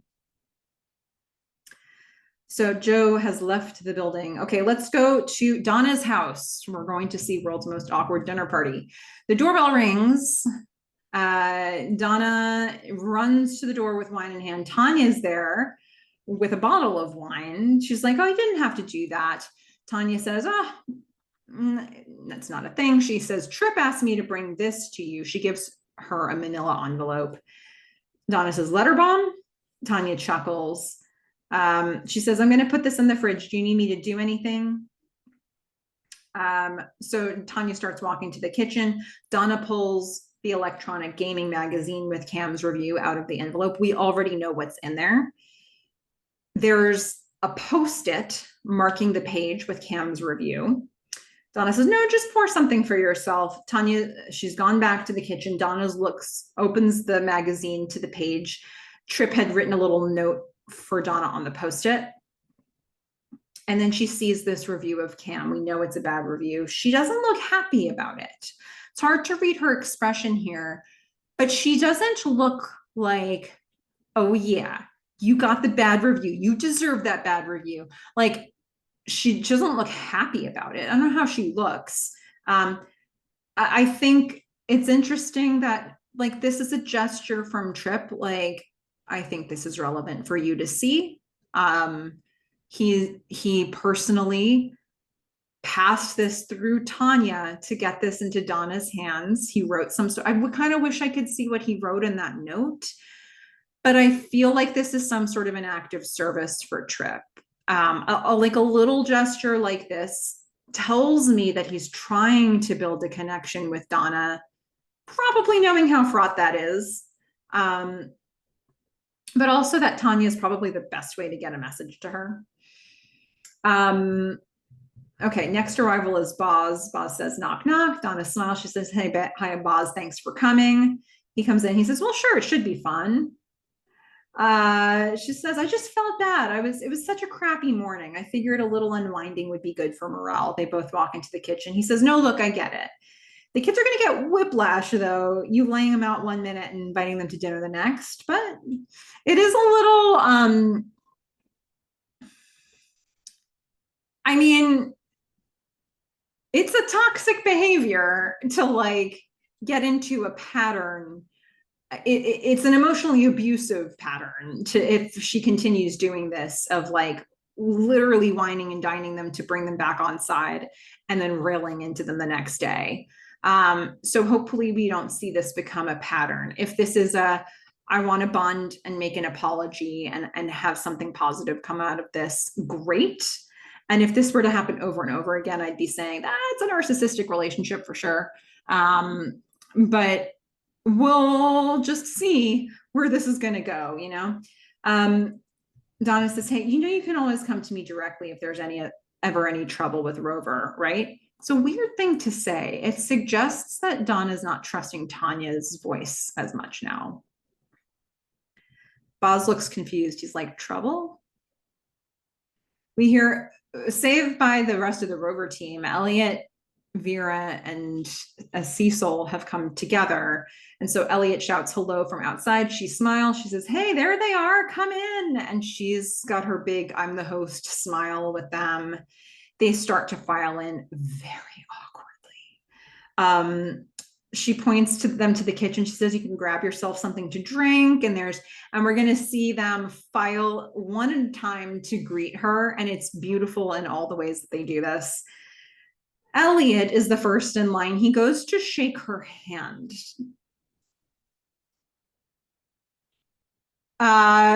He sees her every day in the office, and at her house, he wants to shake her hand. She's like, what? She goes in for a hug instead. He's like, all right. Meanwhile, we're going to see, like, we're gonna Elliot laughs a little. It's a little awkward. We're gonna see as the other ones are waiting to greet her, like Cecil is like so looking around her house that he just like trips over a rug or something on the floor. Vera's like admiring things on an end table. I mean, I'm sure they're very impressed by Donna's home.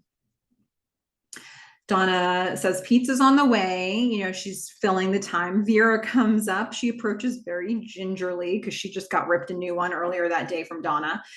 She's like, hi. And Donna's like, hi. And she's not sure how to greet her because obviously handshaking is not what you do here. We just learned that from Elliot. So there's this weird, like they go in for a kiss on the cheek. It's a choice that wasn't natural for either of them. And as they sort of pull away and Vera walks past her, you see like Chelsea Talmadge is the most expressive eyebrows here. We see Vera just go, there's this moment of like, oh, I got kissed on the cheek by Donna, look. My favorite choice though is when Cecil gets to her and he doesn't know what to do with himself and he bows. Bowing like you would do to a Japanese business person. Gives her one of these. And she's like, oh, she just pats him on the shoulder. And then as Cecil walks away, you can see that moment where he's just like, I just bowed.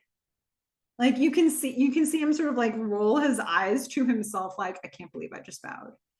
Like the rest of he's going to go to sleep that night replaying the fact that he bowed to Donna over and over and over again. It's so freaking funny. Talk about awkwardness. All three of them were awkward in their own delicious, delightful ways, all different. But man, it was such a fun choice. Donna takes a large sip of wine. She watches them all gather in the kitchen, and we hear Vera saying, wow, it's a really nice home. Buzz wants to get everybody feeling more comfortable. He says, cab, scotch. He's trying to get people liquored up here. Vera's like, no, thank you. We're going to find out more about that in a minute. All right, we've got Cam sitting quietly in Joe's apartment. It's nighttime. She's sitting with Joe. They're both sitting on the floor next to each other up against the couch. Cam is reading that review. She says, a ponderous mess. It's Howe's ego encasing strategy to put any understanding of the game completely out of reach and then blame the user when they're unable to grasp it. Let me assure my readers you're not missing anything, for this game simply isn't any fun. Joe whispers, why did you send it to them? Cam said, I thought it was good. Joe puts an arm around her. He says, it's just one review. She says, it's not, it's the review. It's got the focused group testing. Even you didn't like it. Joe says, I haven't finished it yet. She breathes in. He says, what did they say? They're going to take the game, take the code, give it to some guy, retool it. I don't know, probably a big titted mercenary decapitating people or something. That's what Cam's saying. Joe says, hey, look at me. She does.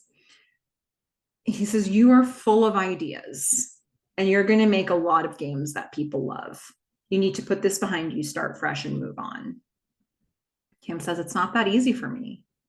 I need to take a breather, just be by myself for a sec, okay? She gets up and she goes. It's so, what an interesting scene. Like, he's really trying to be there with her, and that, like, Joe has been having a good day, mostly, except for this last conversation that he had with Gordon. Joe, this tension between Joe and Gordon not wanting to work on the project, and Gordon not wanting Haley to work on the project is a really big deal for Joe, but that's not what they're talking about here. They're talking about Cam's thing, right? And so Cam is feeling so bad that I don't even know if she knows what's happening for Joe right now.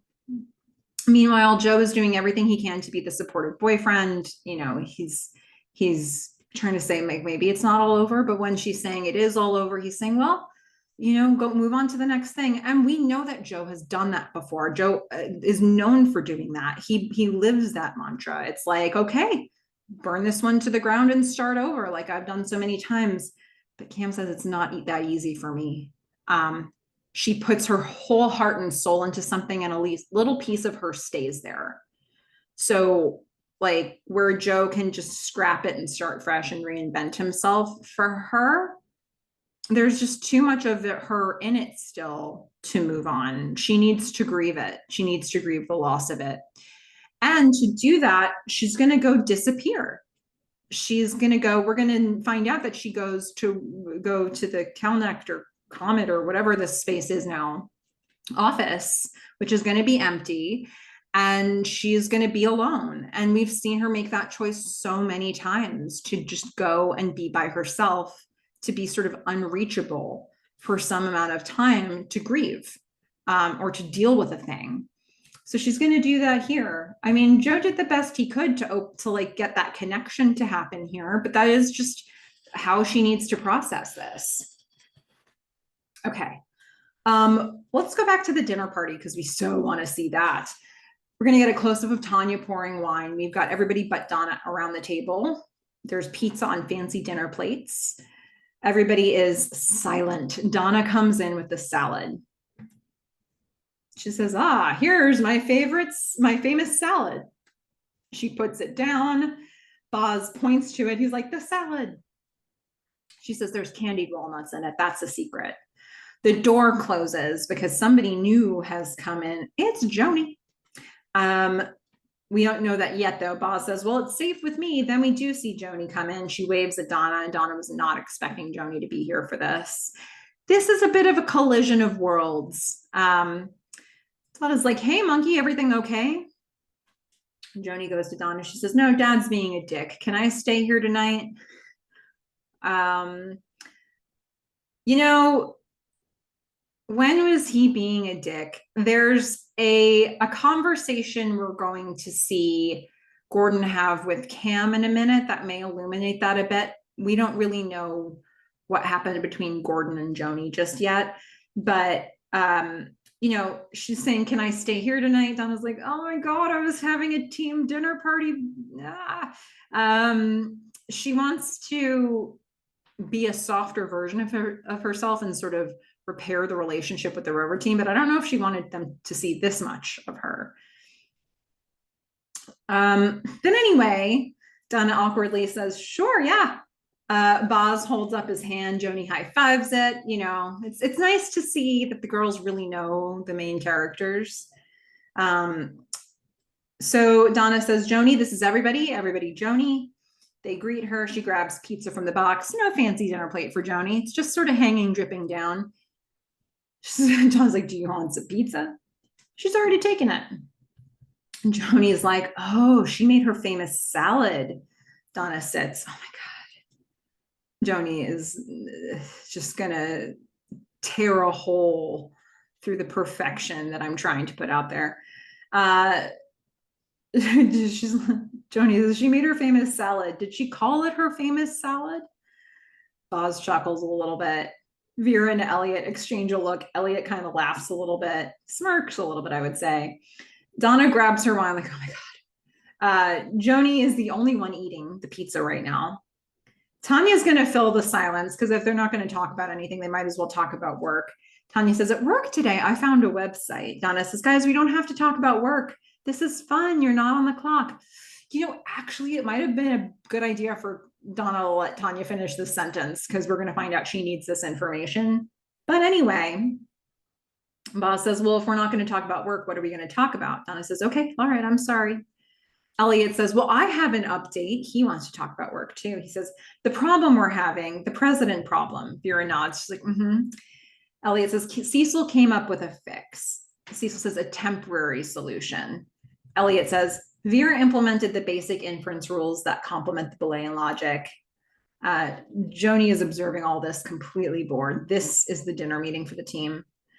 These adults, let me tell you, not like any pizza party she's had lately, I'm sure. So Elliot's saying, so when you type president without Clinton, you get relevant results. Rock will give you climbing and music. Chicken will give you Parmesan. It's a Band-Aid, but it works for now. It's a pretty good Band-Aid, it sounds like. Vera smiles at Donna like, yeah, like people pleasing. This, yeah, is that what you wanted? Donna exhales. She's smiling. She's like, well, what if we typed in dinner table conversation? She laughs a little crazily. They all laugh. It's awkward. And Joni takes another bite of pizza like adults in their pizza parties. I don't know. I don't know what to tell you guys. Donna puts down her glass. She stands up. She says, okay, I didn't want to have to do this, but apparently I have to. She walks back to the kitchen. Boz is like, look out. Here come the big guns. She comes back in with a bottle of tequila. Elliot and Vera's faces fall. She's got a stack of like plastic cups. They start like handing them, or it might be real, I don't know, maybe glasses, but they're all stacked and they're handing them out and passing them down to each other. Donna starts to pour tequila for people. She goes around to everybody in the table. She says, we're going to relax. We're going to have fun. We're all going to forget about what a jerk I was this morning. Joni looks very eager. She says, can I have one? Donna's like, yeah, right. She starts to pour for Vera. And then Vera tries to stop her. She's like, I'm okay, thanks. Donna says, no, this is mandatory. Unless you're pregnant, I don't want to hear another word about it. Vera's horrified and she gasps. She covers her mouth. Elliot reaches out to her, like holds her shoulder a little bit. Donna's pouring tequila for Boz now, who is very eager for it. He's holding out his glass. Then Donna sees Vera and he sees Elliot checking on Vera, and Donna's face falls and she's like, oh my God, I'm sorry. Vera stops her. She says, no, it's okay. Donna is open mouthed. Joni's like, nice one, Mom. Joni knows what's going on here. Donna puts down the bottle. She glares at Joni like, Joni, you ruined this for me.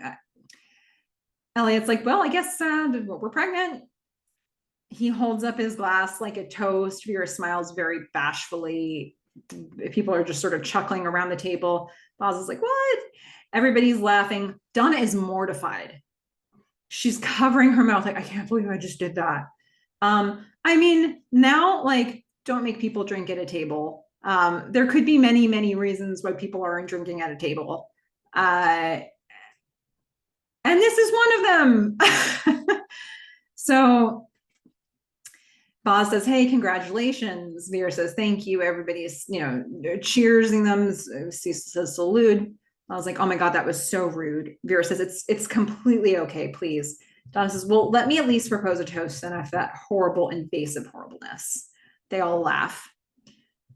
Donna sighs, and then she's going to tell them something real. She says, I remember when I was pregnant with that one. She points over to Joni. Joni sighs. She's like, she loves it when I do this. I was working at Radio Shack so I could get a discount on parts. Joni's dad and I were building our first computer, and I was terrified that my boss would find out. So I went to a thrift store and I bought just the biggest, baggiest sweaters I could find. Anyway, months go by and I think I've got this guy completely fooled. And then one day he leans over to me very casually. The camera is getting closer and closer and closer to Donna. And it's making us feel connected to Donna. And she says, and he says, before you know it, they'll be grown. You kiss that baby every chance you get. Boz kind of smiles, looking around at the team. Elliot and Vera start to hold hands. Vera smiles at Donna. Donna smiles back. She smiles. Donna smiles at Joni. Joni is tearing up. She has a heart. Donna's like, well, he was right. Anyway, you don't have to wear any giant sweaters around me. Vera laughs. Tanya smiles at her. Donna says, but you kiss that baby every chance you get. She holds up a glass to Vera and to Elliot. They nod. She says, I'm so happy for you. Cheers.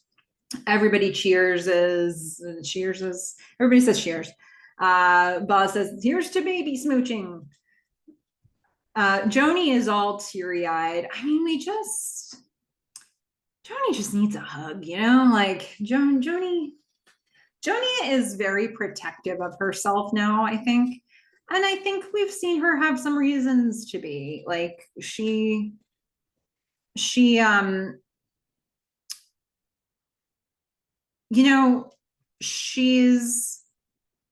really been at the forefront in a front row seat to seeing her parents divorce, There was a time that she actually might have thought that she caused this because of outing the affair that Gordon had. And we know that really impacted her. So we've seen a bit of that. We know that Haley's got all of this sort of like book smart talent, and that Gordon really connects with that. And, we're seeing Haley sort of be brought into the fold on this particular day, like to have Joe and Gordon wanting to work on an entire project with her that was so valuable that she can negotiate getting out of school. I think that Joni was doing maybe to rebel, and Haley's doing it with the blessing of the school and her dad and Joe. I don't know, this probably isn't a great day to be Joni. So it's probably nice for Joni to see a softer side of her mom here. And I'm sure that Joni has been privy to the amount of pain Donna has been in. And she knows that her dad's sick, and that's something she's been up close to for a while now. So there's a lot on her shoulders here. It's nice to see her feeling emotionally affected by this. Okay, we're going to see Gordon storming into the office at night. He finds a tape recorder on top of Cam's box. He says, "There you are, you little shit." He grabs it. He hears a noise. There's like gunfire. Goes to inspect it. It's Cam in Joe's office playing a game. And Cam sees Gordon. She stands. She's like, "Oh," because, their last interaction was him seeing her at Joe's apartment and not being pleased about it. Cam says, "Sorry, I just needed someplace to play. I'll get out of your hair." He says, "You playing Doom?" She says, "Yeah, I guess that's where everything is going. You just kill everything." Gordon's like, "It's pretty awesome, right?" She says, "Yeah, you've played?" He says, "Yeah, pretty good at it too. Deathmatch?" She smiles at him. So now we're going to cut to them playing. They've got computers next to each other. He must have brought his computer in from another room. She says, "God!" It's just there's keyboards clacking, gunfire sounds. She's like, "Gordon, move." He says, "You do know the object of the game is not to die, right?" She says, "Ah, you bastard." She slams the computer. The game is stopped. She leans back. Ugh. I don't know if she loved that experience. Gordon's like, I'm sorry about the divorce." She says, "Yeah, thank you. There is something cathartic about it." Gordon's like, "You bet your ass that you get to be divorced afterwards." I love Gordon. Cam says, "I was talking about the game." Gordon's like, "Oh, yeah. So how are you dealing with all of it?" Cam nods and smiles. She says, "Good." And she chuckles like, "How could you be good?" Gordon says, "For me and Donna, it was, those last few months, the process and just getting everything untangled." Cam groans. She says, "Oh my God." Gordon says, "It was really hard." Cam says, "Yeah, I can imagine with kids. For Tom and I, it's been, as good as it can be, I guess, but still, it's..." Gordon grabs from Joe's desk. There's a cup full of writing implements. He grabs a red pen. He starts drawing something on a piece of paper.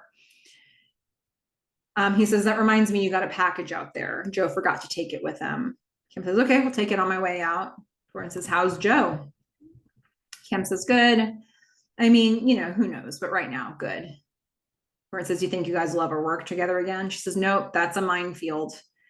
He's really pumped about this comet thing, though. He showed me. It's really cool. I just can't believe little Haley," as Gordon says. He interrupts her. He says, "Yeah, I told him to move on without us." She sort of looks at him. She says, "Why?" Gordon says, "I don't know. Joni says it's because I'm jealous."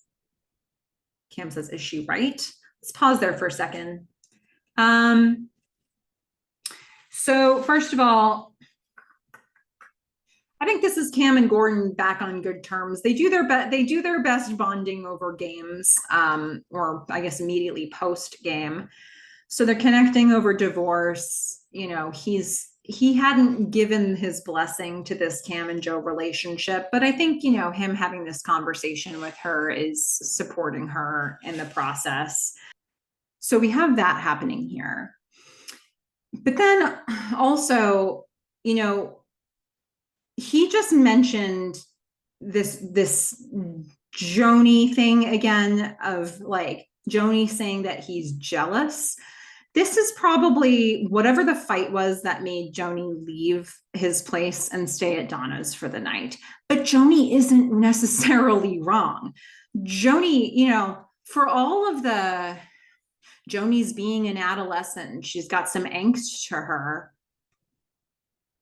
Tell me how Joni was wrong here. I think Gordon really wants to spend time with his kids. He wants to, he wasn't able to save his company. He's got free time now. Joe wants to fill that with another project that's of interest to Joe. And he wants to pull in Haley. And then Joni ends up in the living room having being part of the conversation about it. And nobody wants to talk about spelunking and fly fishing. I think, that hurt Gordon. And I think Joni recognizes that. And, they had a little fight about it. So I don't know. And so Gordon is, he was probably going to go unload into his tape recorder. And then he encountered Cam. So here we have it. But yeah, Cam's like, is she right? Gordon says, maybe I'm just jealous that they had a new idea. I mean, I'm definitely jealous that I'm not a kid anymore. All that time you spend worrying about wasting it on the wrong project or, the wrong person. Yeah. I think it's such an interesting comment from Gordon, right? I think just this idea that he feels jealousy, but he doesn't know what he feels jealousy for. Is it that there's this inspiration, this new idea? Is it that Joe has this conviction of this is the right thing? And Gordon doesn't feel that way. He almost never did at any point in his business life to this point. So this idea of are you spending your time that time is and not a renewable resource? Are you spending it with the right people? Are you spending it on the right things, on the right projects? This is something he really thinks about. I think this idea that Cam and Joe have really come to grips with the idea that it's not good for them to work on a project together. It shows a lot of growth, and it's something that Donna and Gordon didn't learn.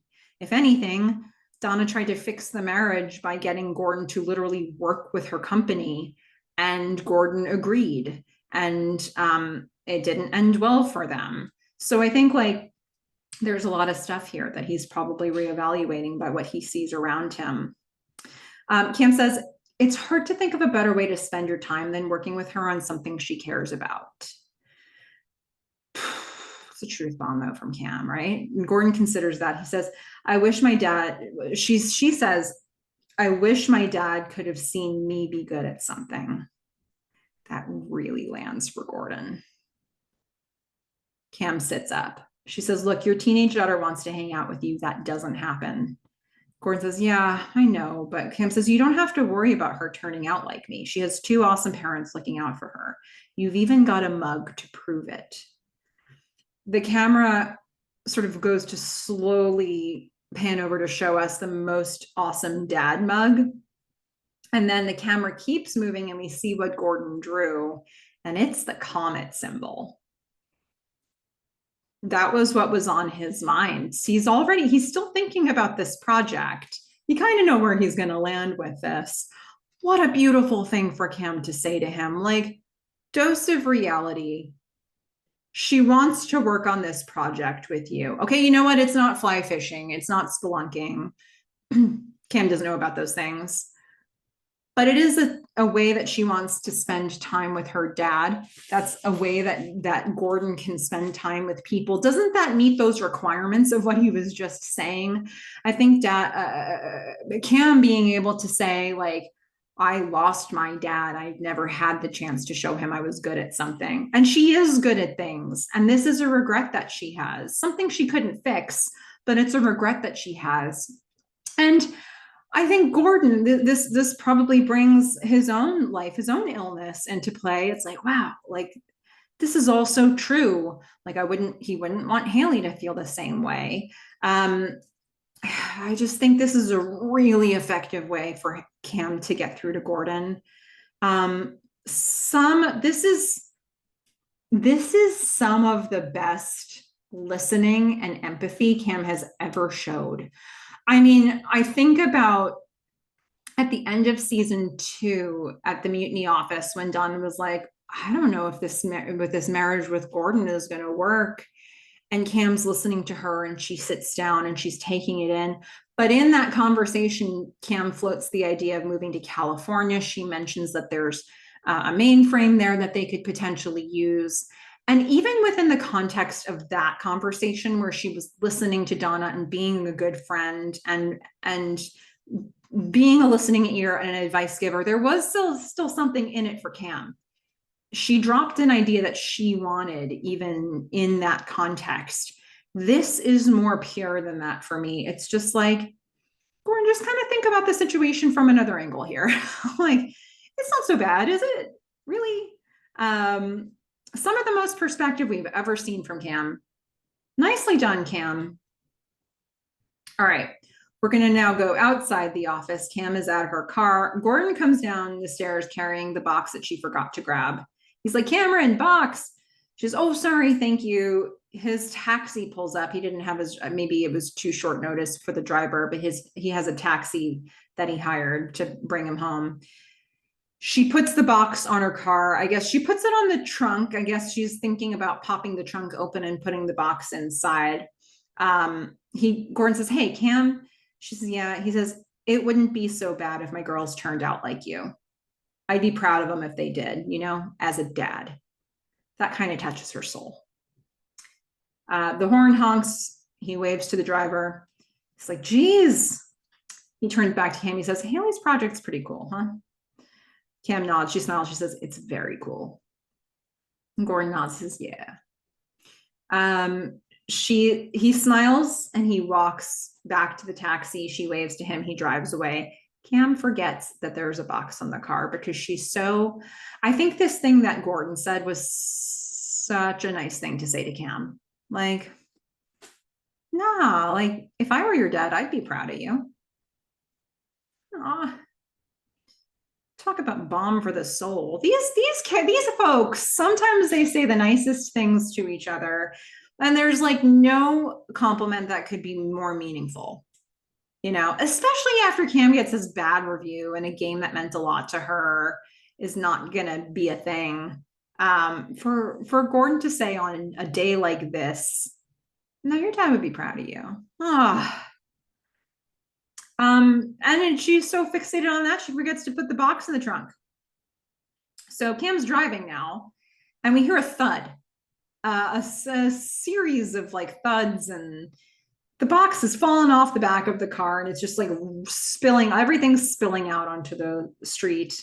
Well, not everything. The box is rolling out onto the street.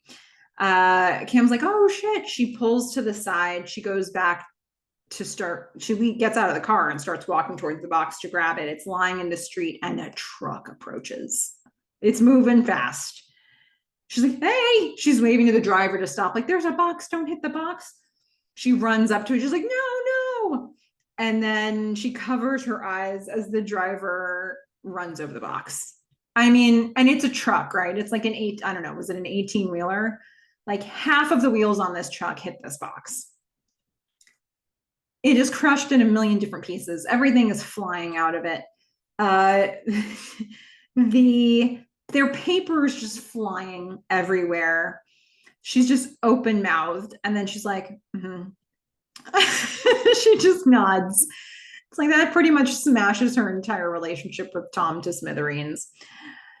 We're going to go from here to Haley's room. Glow-in-the-dark stars are on the wall. Because, it's a kid's room. I remember I had a friend, her name was also Melissa. She did gymnastics as well. She had glow-in-the-dark stars all over her ceiling, and she was like the coolest. She's so cool. And she still is. And the fact that she wasn't allowed even to do something like that in her room, like to have these glow-in-the-dark stars all over, I was like, wow, you're the coolest. Haley's got glow-in-the-dark stars on her wall, but that's neither here nor there, because what's the point of this scene? Well, we're going to get a knock on the door. It's late at night. Haley's tired. She's, what's going on? Gordon says, can I come in? She says, yeah. He comes in. He says, do you want to work on Comet with Joe? She turns over. She says, yeah. He says, well, then there are conditions. One, you don't let him or anyone else push you around. Okay. If you have an idea, you say so. If you don't like an idea, you say so. Okay. Number two, this is fun. Okay. And the second it stops being fun, you say so, and we both walk away. Haley says, okay. He says, promise? She says, promise. He says, cross your heart, hope to die.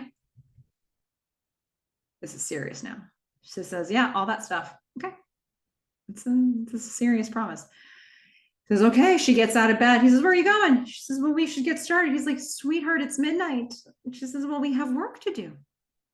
I get you, Haley. I so get you. Like, workaholics unite. Haley switches on her light. He's like, okay, well, this is happening. So he grabs her hamper and pulls it up as a chair next to her. He says, okay, all right, your idea about categorizing. She's like, uh-huh. He's like, it's smart. Let's start there. So where Joe kind of was steering her somewhere else, he didn't know how to provide his feedback. Gordon's like, it was a good idea. Let's start there. She's okay. Top-notch parenting here. Really, really good rules. If you've got 2 rules, let these be it. Number 1, don't let anybody push you around. What a thing to say to your daughter. Especially when we've seen what it's like to be a woman in the workplace so far in the first 3 and a bit seasons that we've watched. It hasn't been an easy road for Cam or for Donna. It probably has not been an easy road for Diane, but Gordon doesn't know much about that. We've seen it be a challenge, and we've seen them get pushed around a lot. And for Gordon to sort of like make this a clear thing, especially as somebody who's going to be working very closely with Haley and knowing that he'll advocate for this even in conversations with Joe, him saying, if you have an idea, you say so. If you don't like an idea, you say so. Okay. And we know that Haley has a hard time speaking up. When we first saw a older Haley in the beginning of this season, Cam, who knows Haley, saw her after years of not seeing her. She says, Haley just sort of squeaks and runs away. She can't even hug her or greet her or anything. She couldn't say a word. She was just awkwardly sitting in that room, speechless.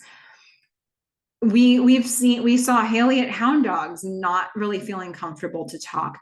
And now here she is, like she's negotiated her way into selling her project and working on her project, and her thoughts are potentially going to be heard. And Gordon's like, you need to speak up. This is yours. You need to protect what's yours. What a great lesson for her specifically, knowing that Haley finding her voice is important for Haley. And also knowing she's the next generation of a woman on this screen in a professional environment. And then number 2, this is fun. If it stops being fun, we don't do it anymore. I think you do need to say that to a child. Like, this is, if you're enjoying this, that's great. But we're not going to burn, like, Gordon's also thinking about how he wants to spend his time. It's like, I want to do this with you if this is fun for both of us, but if it's not fun, why, like, let's go spelunking. So yeah, great caveats there. All right, we're going to go to a partner meeting at AGEC. Donna is telling a story to the partner. She says they had the crowd eating out of their hand. I mean, Diane was there. Diane's like, yeah, they're slick. Gilson says, and Rover? Donna says, I had the whole team over last night so we can open up the lines of communication, bat stuff around the office. It went really well. Tripp says, so what's the end game with that site? Donna says, in what sense? Tripp says, the finished product. I'm just curious how you're seeing that. Donna says, it's the first site you visit every time you're online. It's the page that gets you where you want to go. Tripp leans into the person who's taking the minutes, and he whispers to pull something up on his computer. Donna's like, I'm sorry, is there a problem? Tripp says, no, sorry, I just wanted to flag something for you, but we can circle back to it later. Of course, Tripp would say circle back. He says, I'll swing by your office. Donna says, oh no, if you have something to share, be my guest. It does not seem to me like Tripp wants to do it there. It really does seem to me Look, you could take this, I think you could take this in more than one way. So I'm curious if people are feeling anything else from Trip here, but I think he's spotted, we know that Tanya had already seen Comet and she didn't get to bring it up at dinner the night before. Trip, somebody in the company, this guy who's taking the minutes, he saw Comet, brought this to Trip. Trip kept it to himself. They're in this partner meeting. Trip's just trying to get a little more information from Donna to find out if there's potentially a problem here. He's seeing there might be a problem here. And then he's saying, let's take this offline. Let me talk to you privately after. And she says, nah, Trip, let's do this in front of everybody. He's like, oh, you sure? I don't know. I have the sense he didn't want to do this in front of all the partners.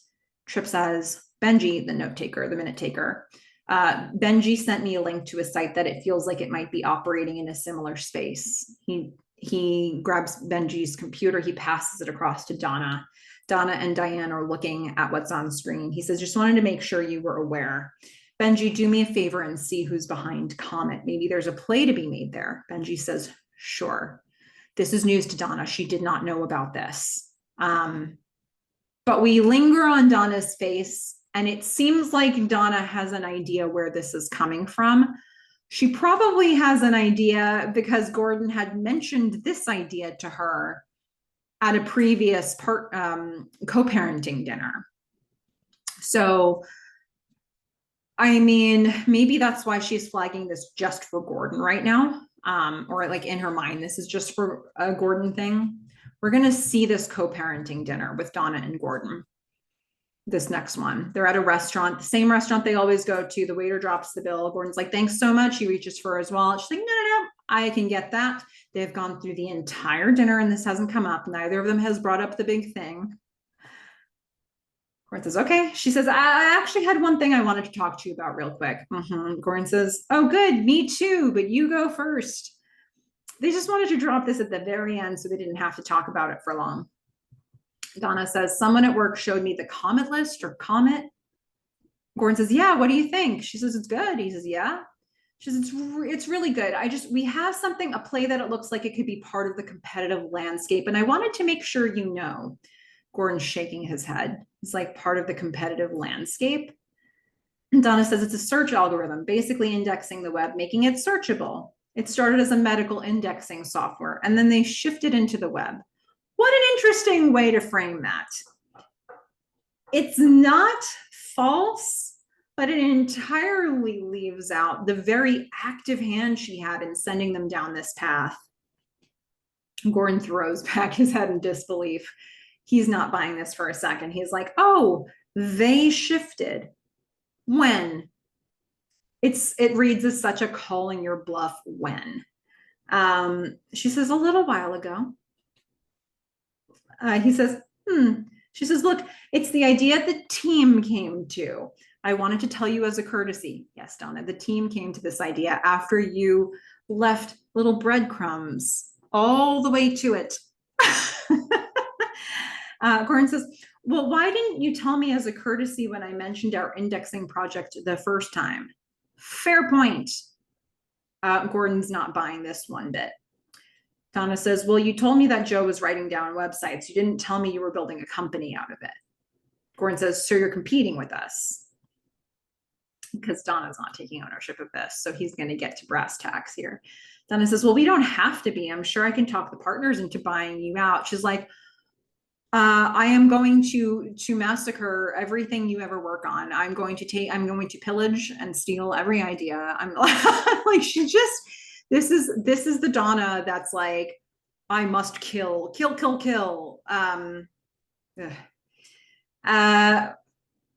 I'm sure I can talk the partners into buying you out. Gordon's like, buy us? Why don't we buy you?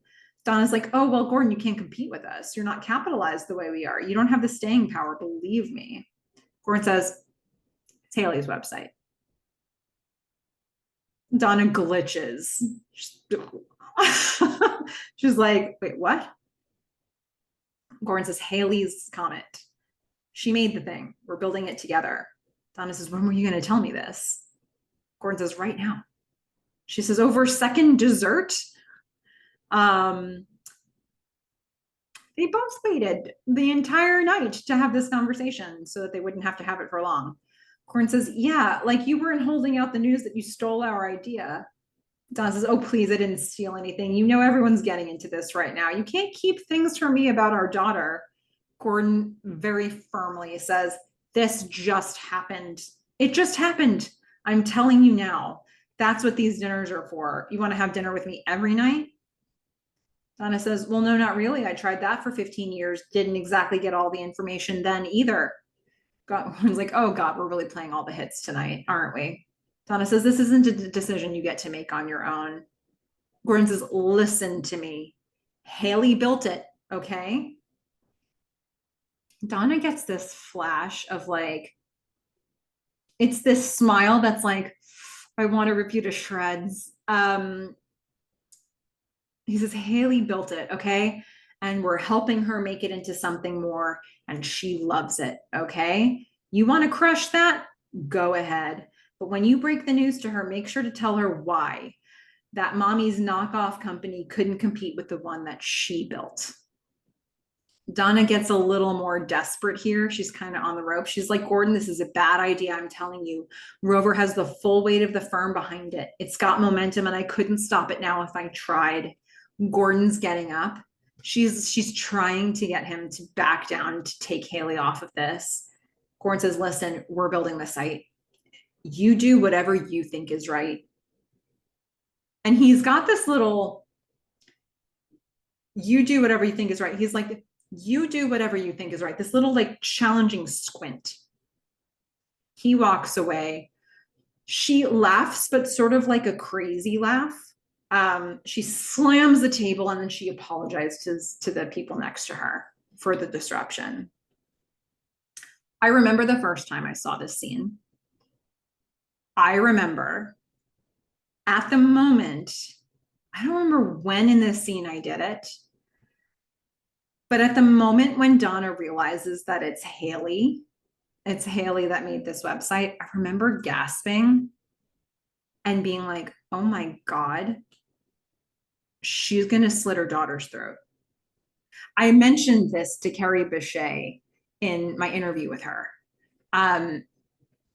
Like the Donna that we have seen to this point in season 4, the one that is so hurt by everything that happened in season 3, the one that got ousted from her idea for the website project at the end of 310, and she went into her car and she like screamed and she cried, and then she looked in the rearview mirror and she wiped her tears and she fixed her hair and she became the polished Donna that we now see in season 4. That Donna then spent all this time alone, all this time like in a personal way, all this time being angry, all this time just like taking it out on people, but being perfect on the outside and just like a mess, like a disgusting mess on the inside. And it's just always like, it's always there. That anger is always accessible. And she has wanted to, like anything that Cam or Joe or Gordon have been working on, she's like, I want to see it melt. She wants to shoot fire beams out of her eyes to make it unhappen. And then if it can't be them, it's going to be Trip Kisker. And if it's not him, it's going to be Rover. And she's just always pointing her anger at somebody. And so she was so ready to take down this, like Gordon presented the idea of this indexing the website plan. And she led the Rover team into that idea so they could directly compete with Gordon so that she could take him down again. So she could take all of them down again. But now Haley's the one who did this. Where are Donna's limits? We don't know where Donna's limits are when this episode ends. But I remember watching this and thinking, she might crush her child. Like, she might do it. What a thing this show had to earn to go from the Donna we see in season 1 I'm just a mother, or am I just a mother? What skills do I have? Like season 2, I don't want to be everybody's mother here at Mutiny. I want to work on a project. Season 3, we see even more transformation. I want to be your partner. I want to lead this company. And now season 4, like she could kill her child metaphorically through this project.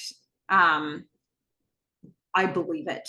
And I think the show has earned it. And I think Carrie Bechet has earned it. And the writing has earned it. And just the very idea that we've put this conflict on the table made me terrified for Haley. You just want to protect Haley at all costs. Sweet, innocent Haley, who's just like, oh, you like my idea? I can find my voice through this. Is her mother going to take her down now? I don't know. It's so good. How's this going to come to, like, what's going to happen with this? Man, so good. Okay, we've got one little extra bit to watch here. So Joe is woken up by a smashing and thudding sound, multiple thudding sounds. He goes to the window. He looks out the window. Then he goes outside in his robe. Cam's throwing boxes into a dumpster. He's like, what are you doing? She says, I'm unpacking. She's just tossing everything from her life before into the dumpster. He watches her keep throwing boxes away. And, I think there's a real moment of pause there for Joe. But why? Because he's watching somebody do what he's done every single time. A man who could light a truck full of giant computers on fire. A man who could flood an IBM data center. She's just throwing boxes into a dumpster.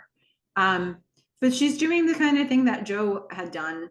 And this is kind of what he advised her to do in a way. Like, get over it, move on, move to something else.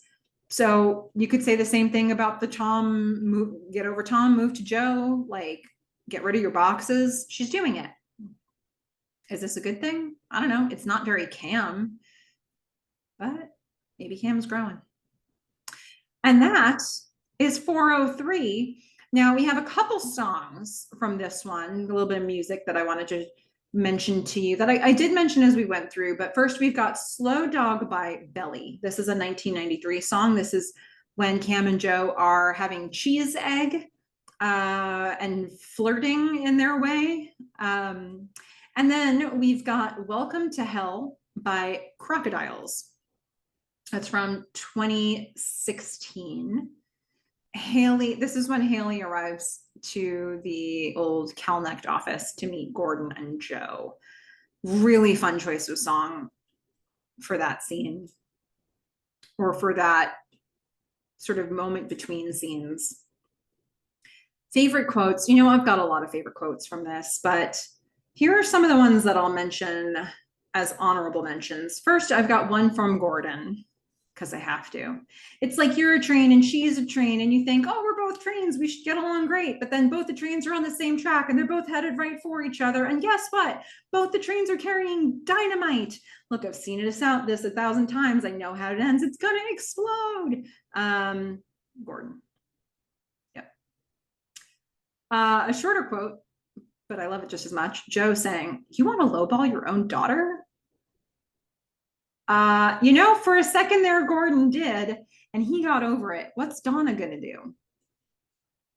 Donna's quote, well, what if we typed in dinner table conversation? Who's Donna? Good try, Donna. Another one from Donna, before you know it, they'll be grown. You kiss that baby every chance you get. I don't know if I'd say it's like my favorite line from the episode, but it's a really memorable one for sure. Got one more honorable mention. Cam saying, I wish my dad could have seen me be good at something. I love that line in a completely different way than I love the other ones. It feels in a way like a life mission statement for Cam that we never knew about until this moment. It's like a secret she's revealing to all of us. Now, this is my favorite one from the episode. This is a tag team quote, and you're going to say, why on earth did you pick this over the other ones? But I'm telling you, I loved it. Not because of what is said, but how it's said. Tripp says, I mean, I'm a good player. I'll never be a great player. Donna says, oh, don't say that. It's not what she said, it's how she said it, man. Ugh. Total lack of support there. Okay. That's my favorite one. All right. Let's get into some feedback from this one. First of all, let's open it up with a comment from Present Hour 24 from episode 307, The Threshold. My impression of Tom and Cameron being together is that Cameron really wants to be with Tom because she's still angry at Donna and needs to have that personal feeling of love in her life. I agree that the scene with both of them, with Donna and Gordon, seems off. I think both Cam and Tom really did love each other, and the marriage has really made them even more happy. It does seem a bit quick, though, and the timing seems awkward. Look, we've gone some miles since 307. All right. But this is a fun one to come back to from Present Hour 24, because I think it not only meant really reminds us that a lot of time Cam is not good at compartmentalizing. If compartmentalizing is the thing that you're meant to be good at, she's not good at it. So if something happens for her in one relationship or one aspect of her life, it is going to influence something else. And Cam and Tom getting together, getting married at that point in the series really does feel like a reaction to being angry at Donna and having a conflict with Boz. And she goes to Tom for comfort, and she comes away being married to him. Because that honestly is the only way I think Tom does not owe her comfort. So she went all in to get that comfort. And that's a concern that I think some of us had when we spot that weird dinner table conversation with Gordon and Donna and Tom and Cam, where Tom and Cam tell the story of how they got married. Do I think they were happy at first? I do. I think that it was super codependent, and I think they were ticking certain boxes for one another. But there were red flags. We've certainly seen them, and we've seen how that has evolved, and we got to see a place where it broke down earlier in this episode. So we'll get some feedback on that as well, but I thought it would be interesting to tie back in that reveal of their marriage, or at least the reveal to Donna and Gordon. So Synthetic Gerbil had some thoughts on 402. Okay, a few different people have commented on sort of the phone piece of it. I'm going to start with Synthetic Gerbil's comment. I think what the episode didn't really dawn on me until the end, when I realized, wait, did Joe and Cam really stay on the phone for nearly the whole episode? I prefer it that way, though I would have not wanted the episode to be completely treated as a full gimmick and make it a sort of show-off episode where only Cam and Joe are on the phone the whole time, and we see the audience see what they're doing and are supposed to be impressed. I feel like some other prestige TV shows would have totally went with the gimmick episode. But the problem is, when you do that kind of performance, you detract from suspension of disbelief and our ability to really feel for the characters. Instead of by mostly just being yet another episode, Halt and Catch Fire touches on the other characters and other events with the usual care. And we instead check in with Cam and Joe over and over instead of being led with it. It makes it feel human, like these kind of long phone calls are no big deal. And anyone who had a long distance lover or family member they hadn't gotten back to a while knows that these calls, not even necessarily placing it 20 years ago, it could be today. And so while they're a big deal to anyone having the phone call, it just shows how a lot of us have related at one time or another to a person in a big way, with just a long conversation where you don't want to let the other go and are constantly trying to find some new topic to bring up to keep the connection going. I love it. Yeah, so many good points here. Synthetic Gerbil, I don't know if I would be curious if you've ever seen any of the movies in the Before Sunrise series, starting with the first one, because they basically sort of like what you're describing here. I think I don't know that that's a movie that I felt like that's not a very rewatchable movie to me. It was interesting to see them do it, but this episode of this show has been very rewatchable to me, and I think it's because of how fascinated I am by the way they weave the long conversation with everything else that's happening with the other characters. It's a real trick what they did there. They don't necessarily hit you on the head with like, this is what we're trying to do through the whole episode, like you said, but then by the end, yeah, you realize, ooh, this is what we're doing. I know that for me, I just melted the second scene that we got from Cam and Joe, where she wakes up and he had stayed on the phone all night, and we hear the sound of him making tea in the morning. I was like, oh, I was totally hooked from that point. Yeah, the idea of a long call being something that like a lot of us feel the nostalgia of that from, you know, around this time, but that you could do a thing like that today. And maybe that's a thing that, you know, you just connect that with a certain person or a certain time of your life when you had that kind of connection where you wanted to spend that much time talking with somebody for that length of time. A comment from Cam House GF from 306. Cam and Gordon bonding while playing Super Mario Brothers is so fun and heartwarming to watch. I love their friendship. Gordon being vulnerable with Cam and telling her about his illness is one of my favorite scenes of the episode. It's cute to see them playing video games and bonding in 401 and 403 as well. Yeah, I wanted to bring that in here because we get such great friendship between Cam and Gordon when they play video games. You know, we've seen it. Yes, we saw it with Super Mario Brothers. We saw it with Duck Hunt. We saw it with Super Mario Kart. We're seeing it with Doom. Or sorry, with Mario Kart, and we're seeing it with Doom.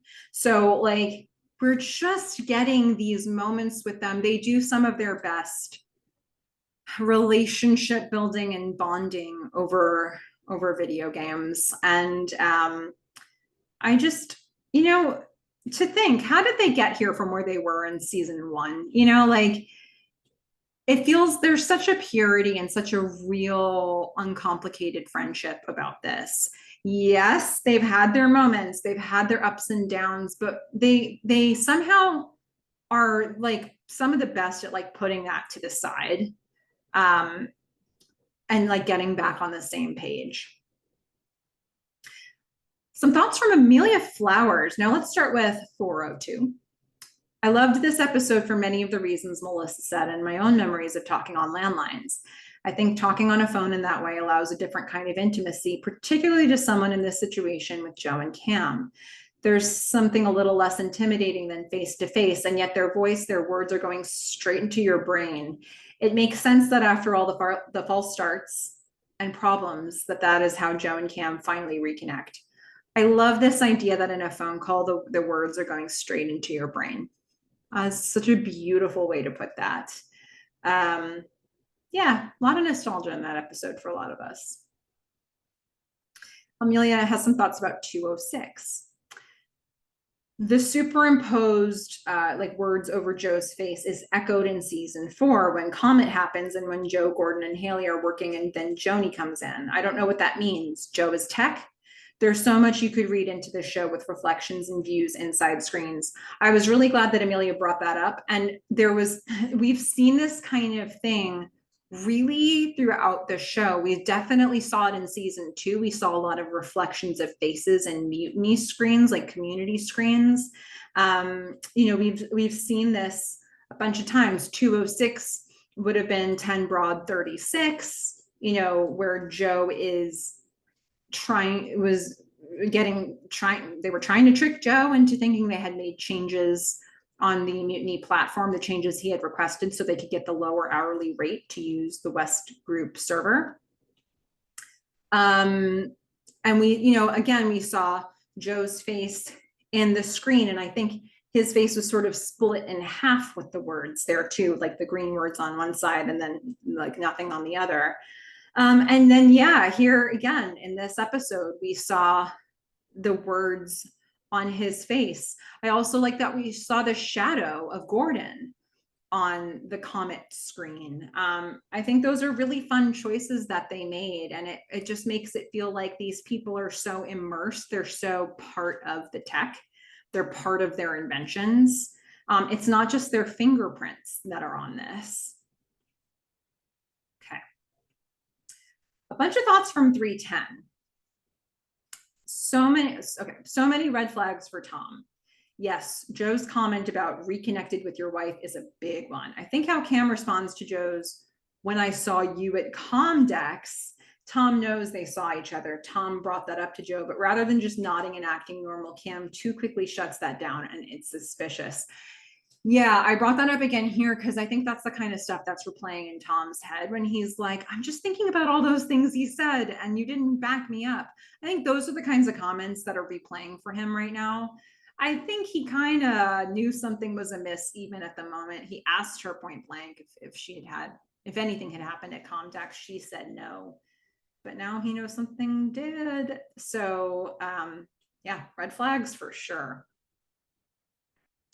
Also on 310, I think what you're saying about Donna and Gordon testing the waters, offering the guy's number, and then how he reacts to her when she says yes, over the next episode 310, that scene when they're on the same page, then blam, Cam happens. It would be interesting to know if either of them are aware how close they were. I wonder if any of that near miss added fuel to the fire for Donna. Yeah, so there was that feeling of, are they flirting with each other? I think they are flirting with each other, or at least they both kind of seemed interested in reconnecting, and maybe, I don't know if I want to say trying again, but like they kind of both seemed interested to like go on a date. I don't know. It did seem that way. And then Cam ousts Donna from the company. And here's the thing. The reason I brought this comment back in for this is that Gordon went with it. He said, I'm working with Cam and Joe. He didn't go after Donna. He didn't say, well, if Donna's not part of it, I'm not part of it. He just decided to work with Cam and Joe instead. So I would think that Donna would feel some animosity towards Gordon. Like that would really put some ice on whatever heat was building up between them. And I do think that Donna felt hurt from Gordon because of that. So then we see this thing that she does where she, gets the Rover team to come up with the idea that will directly compete with the idea that Gordon presented to her. And I think she wants to take Gordon down just as much as anybody. I think he's just as much part of the problem. He certainly wasn't part of the solution for her. Yeah. Amelia also had a response that I wanted to share from the Chris Brown interview, just a point that a couple people had raised. Because we talked about Joe's mother a few times. There was an episode, I want to even say in season 1, where we see a photo, like an old-timey photo. And a couple people have mentioned this. So I wanted to mention this comment. That photo reappears in season 4, episode 3, in Joe's apartment when Cam is wandering around. She picks it up and we get a brief closer look. I will also credit this to Frack and Toasterlova from 110. That was something that Frack and Toasterlova commented from that episode. She says, he doesn't talk about his mother after season 1, but we see a photo of him as a child with his mother in season 4, 403. So yeah, this is, there was speculation. And I want to say the first time we saw that picture was in Joe's dad's place. Does that sound right? Where we saw this picture, and we were like, who are these people exactly?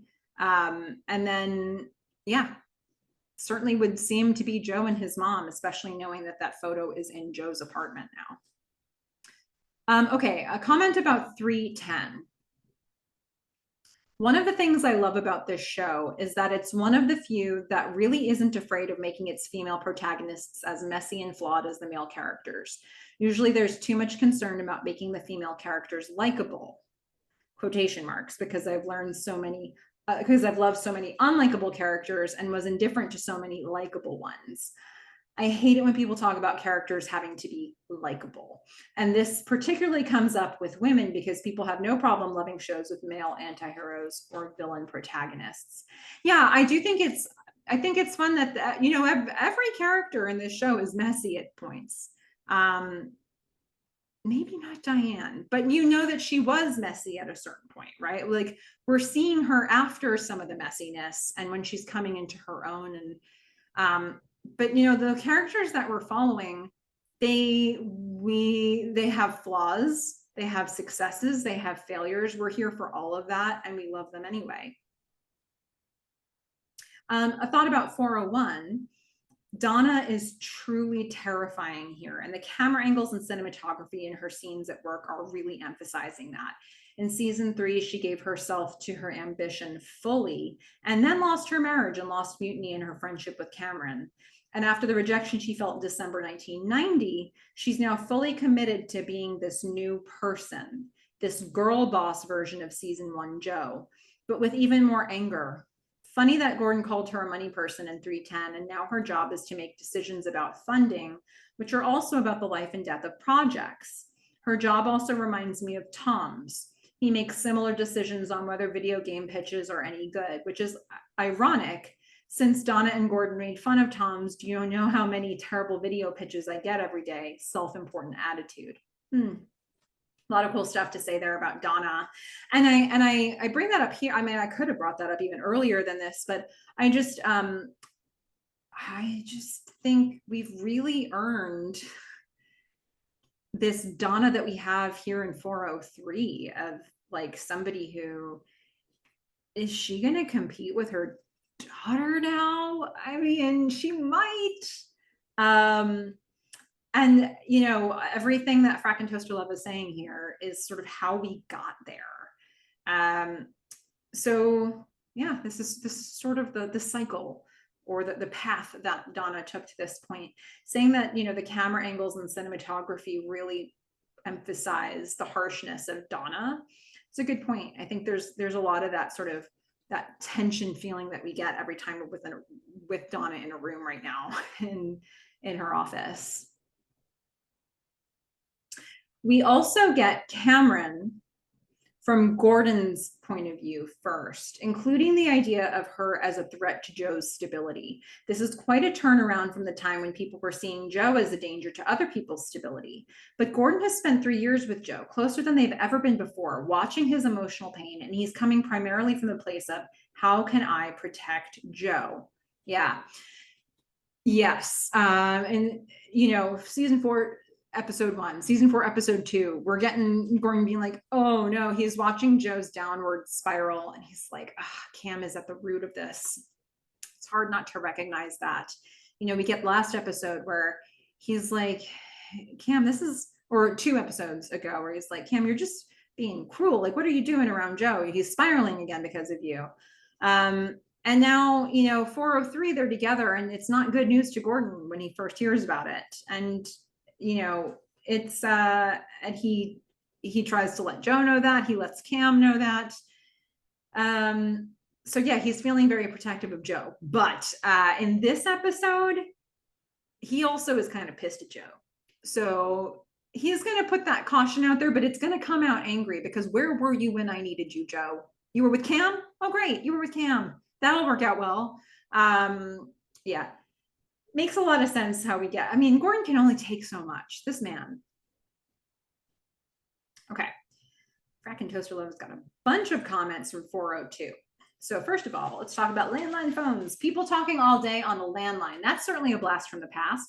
I can imagine 2 people similarly having a very long phone conversation now. I've had long conversations, but only an hour, hour and a half long, not an entire day. But if 2 people were to have such a long conversation now, the difference is that they would be able to move around, go out, take a walk. You probably wouldn't want to go on a bus or in a store, though, unless you want people overhearing your extremely private conversations. Realistically, however, if you were going to be talking the whole day while going to the store or taking a walk or whatever, you'd probably be exchanging a bunch of SMSs instead. Yeah, fun thoughts there of just how things have shifted. I think there's also some other particular things about it being set in that time period that, like, for example, you can even see the differences in how Joe and Cameron were able to move about their spaces because Joe had cordless phones and Cameron had a cord, and that physically restricts you in ways that Joe was not restricted. So he could move around his entire apartment. He could do laps around his apartment. Cam had to like bring everything with her everywhere she went, and she could only go as far as the cable stretched to from the wall. So that is just one of the realities. The other factor that Cam was dealing with that maybe that maybe Joe was not, is that Cam only had one line and I guess no voicemail. She was in a hotel. So if she's on the phone the whole day, nobody can get through to her, which is why Gavin had to actually physically come to her hotel room to get a message to her. Joe, I think, had a voicemail. So he probably had a second line in his home and people could leave a voicemail. He just wasn't paying any attention to it. So there was that. I personally hate texting. So I would 1,000% rather have a long phone call than text. It drives me bananas. I will email all day, but texting, nah, like too slow, can't do it. But yeah, I'm probably not where the future is in terms of that, in terms of that stance. Okay.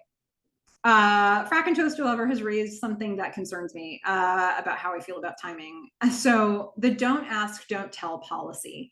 That one gave me pause. So remember, Joe lists a bunch of things when Cam says, "Tell me, what have I missed? Tell me things," and Joe recites a litany of things that have happened. Frack and Toaster Lover says the don't ask, don't tell policy. That one gave me pause because that regulation was apparently passed on December 21st, 1993. And I don't think it's already December, especially since no one is talking about Christmas and New Year. And we've established that the cup went online in October 1993. But I imagine such regulations were widely publicly discussed long before they were finally adopted. Here's the thing, Frack and Toaster Lover. She says, "Tell me what's happened. Tell me what I missed." And he says, I think his words were something like, "You can be gay, but you can't tell anybody about it and they can't ask you about it." He says it like it's already happened, not like this is a policy being discussed. So for me, this is another thing that complicates the time period. I would say this has to be after December 21st, 1993. And if we're not actively talking about the holidays right now, we might be in 94. In episode 402. So we were trying to figure out where we landed at the end of 401. And I hate to rehash this, not trying to rehash it, but we had a number of great minds thinking alike, saying we were landing maybe late-ish 1993, but maybe not that late. I thought we were landing in mid-94. I know that this conversation is meant to be happening pretty soon after where we left off in 401, but for me, this detail puts us somewhere in 94.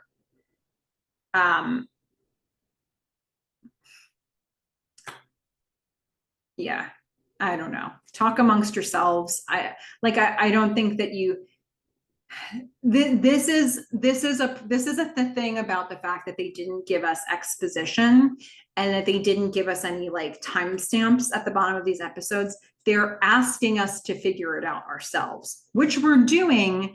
And so if you're going to do that, things have to line up. And if you put specific details in here, like the don't ask, don't tell policy, and if you're putting things in there like Godzilla and Mothra, if you're putting things in there like the coffee live stream from the UK, it roots us in really specific moments. I think the coffee live stream we decided was somewhere in November 1993. So for me, this tells me that we've skipped over the holidays from 93 and we're in 94. I don't know. I don't know if that really ruins the time period that all of you were saying before. So I don't know, maybe that just adds to it. Maybe we just skip the holidays this year. Okay, I think we got some strong hints about some of the questions I mentioned in my comments about 401 about Cam and Tom's marriage. The fact that Cam is not angry at Tom at all and that she wasn't even interested in learning who the other woman was says volumes. I get the feeling that their marriage had been dead in the water for years and Tom just couldn't let go before he met someone else. Some people just can't end a bad relationship unless they find someone new and can finally fall out of love with the person they were in the relationship with before. And Cam's response to Joe's question, "Are you?" was also very telling. Normally, you'd expect someone to ask you if you're okay after your spouse has left you for someone else, but Cam's mind goes straight to the question if she's divorced and therefore fully single and able to get in a relationship with Joe. Yeah, so that was how Frack and Toaster Lover was reacting from 402. And we certainly get more information here in 403 because we actually see the conversation where Cam told Tom about her affair with Joe soon after the events of 310. They get back to Japan. It's before she gets on the phone with Tom and with Joe and Gordon and says, "I'm going to work on this project remotely." This is the conversation that she had with Tom. And we know that Tom and Cam stayed together for years after that. We know that they stayed together long enough where then they tried to have kids. So they got past this part. Tom forgave it or put it away or put it on a shelf. Cam put it on a shelf. I don't know. It's certainly a very painful conversation to drop in on for a moment. It doesn't feel at all resolved by the end of that. But we see the posture that she has at the end of it, where she gets right in Tom's face. She's holding his hands. It's like a begging sort of a feeling. Like, no, let's repair this. What makes her want to repair this so badly? What makes him say yes? There's just a lot to that. There's a lot of damage done there. There were a couple thoughts about like moments that Cam reacts to things that Joe said. Fractoster Lover had some comments on that. One of them was when Joe called her impulsive, that upset her because she had been called that before as an insult and a mark against her. And specifically, Donna called her that in the boardroom in 307, using her hasty marriage as an example and mocking her for it, saying it wouldn't last a year, which may be another reason why she was trying to save her marriage. She had to prove to herself and others that Donna was wrong, that she could have a long, successful, stable, good, supposedly healthy marriage. Ergo, she could be a good, stable person. Yeah. The word petulant also comes to mind from what Donna called her, although I don't know that plays here. But that feeling of like, impulsive, maybe that was playing in Cam's head here, and maybe that was why she reacted when Joe said it. And then he backpedaled from that. He's like, "I'm impulsive too. We're all impulsive. It's great." But yeah, I think that's a really good point. That probably is what was playing in her head and why she reacted, because it really triggered a moment that didn't feel good for her. Another thought about the mom stuff that we saw with Cam. Her mother clearly has quite stereotypical ideas about what a woman should be: beautiful, pleasant, agreeable, and probably also a wife and mother. I can only imagine how much Cameron's mother has struggled to fit into that, since she seems to have mental health issues, probably depression, and has not been a great mother to Cameron. She probably never processed her own grief over her first husband's death either.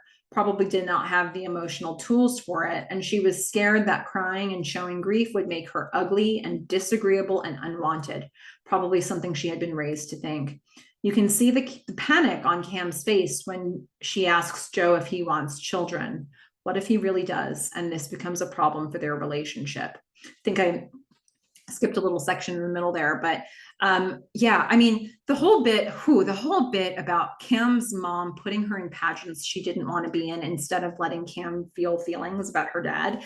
And like when Cam would cry about the pageants, which probably was also a release about her dad, her mom would be like, "Oh, let's just put some hemorrhoid cream on this and make it unhappen. You don't need to cry. You need to be perfect. You are perfect." You're Little Miss Flawless, even the pageant name, you know? Um, so yeah, I think that says a lot about her mom and less about Cam, maybe, except that that was a life experience for Cam that she carries with her.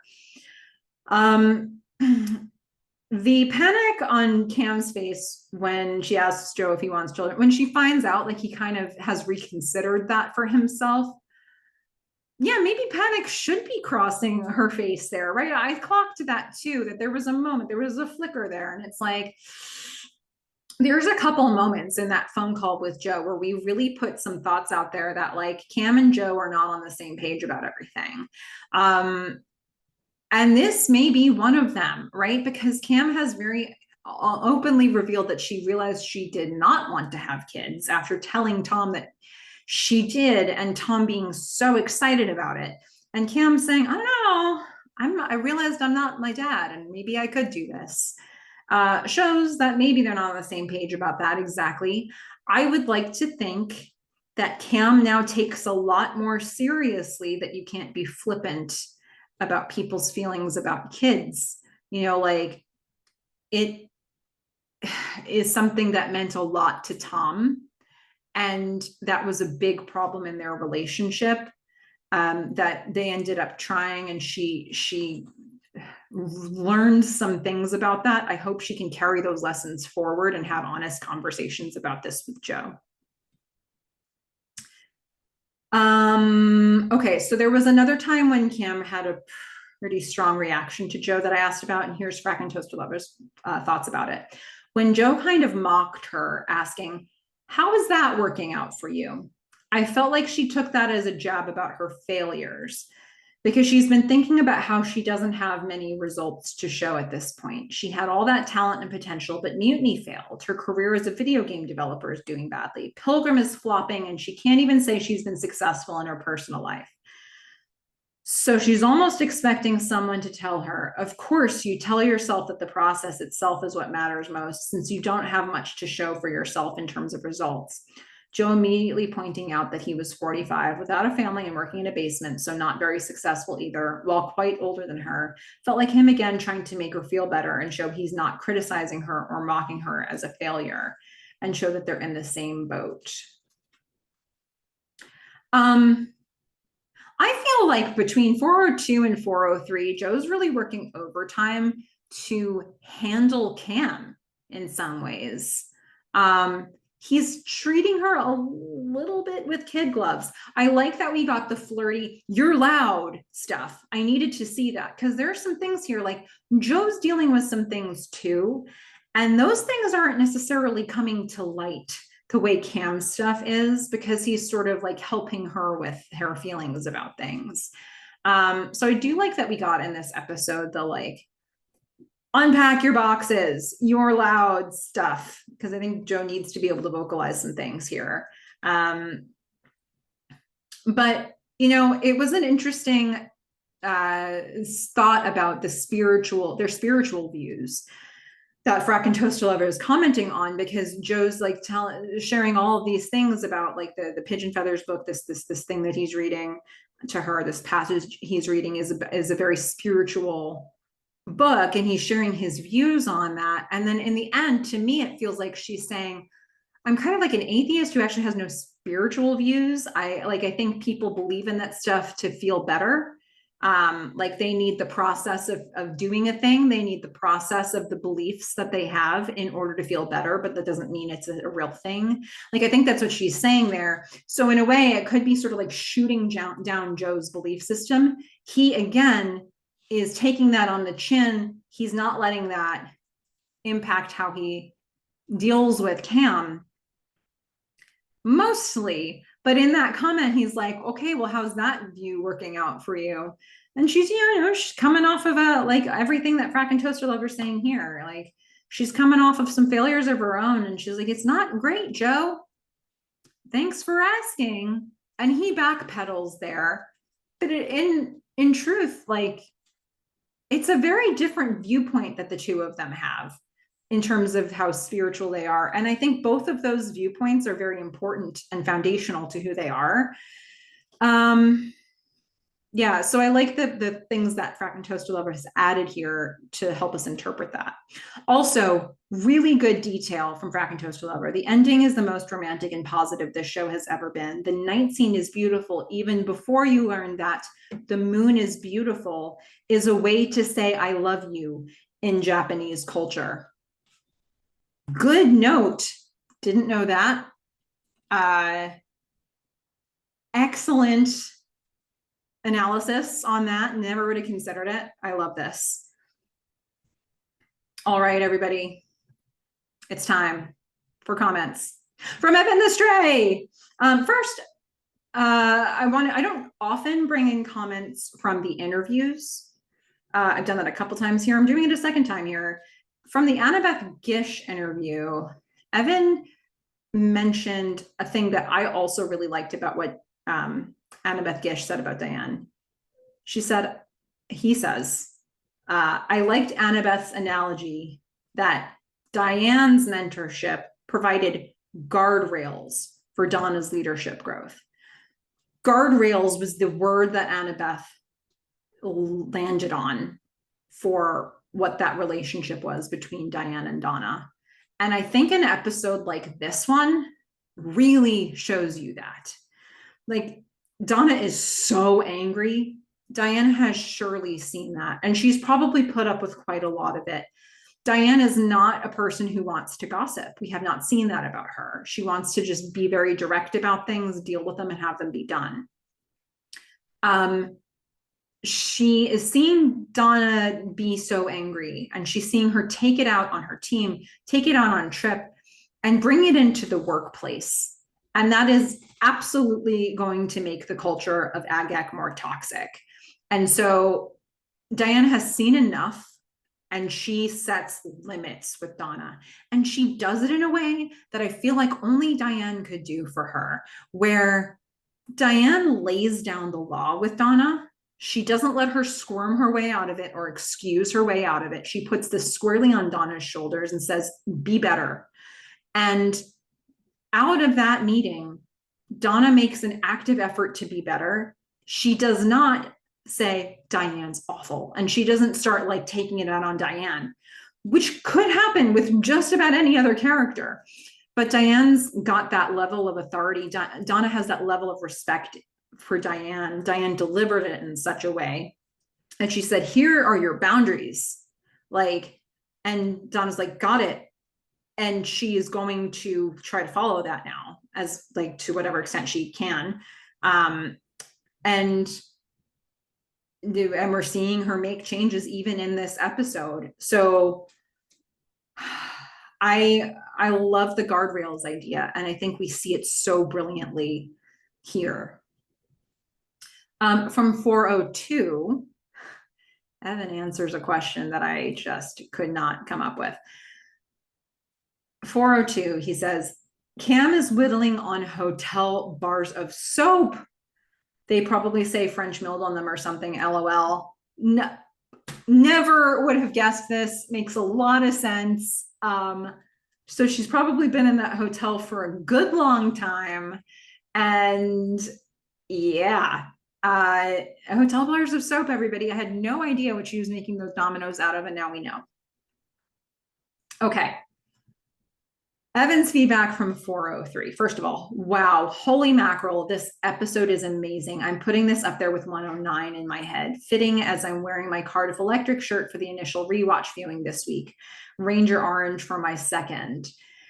The episode felt so new to me again. I'm seeing this whole series with new eyes, especially seasons 3 and 4. It's like the rhythm and stride for me in this rewatch process really took hold following season 2.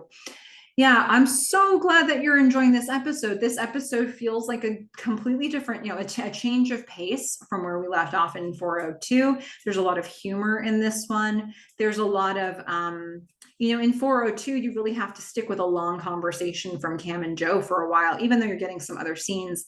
In this one, I like that it's called Miscellaneous, because it feels like we are getting a smattering of a bunch of different things from every character.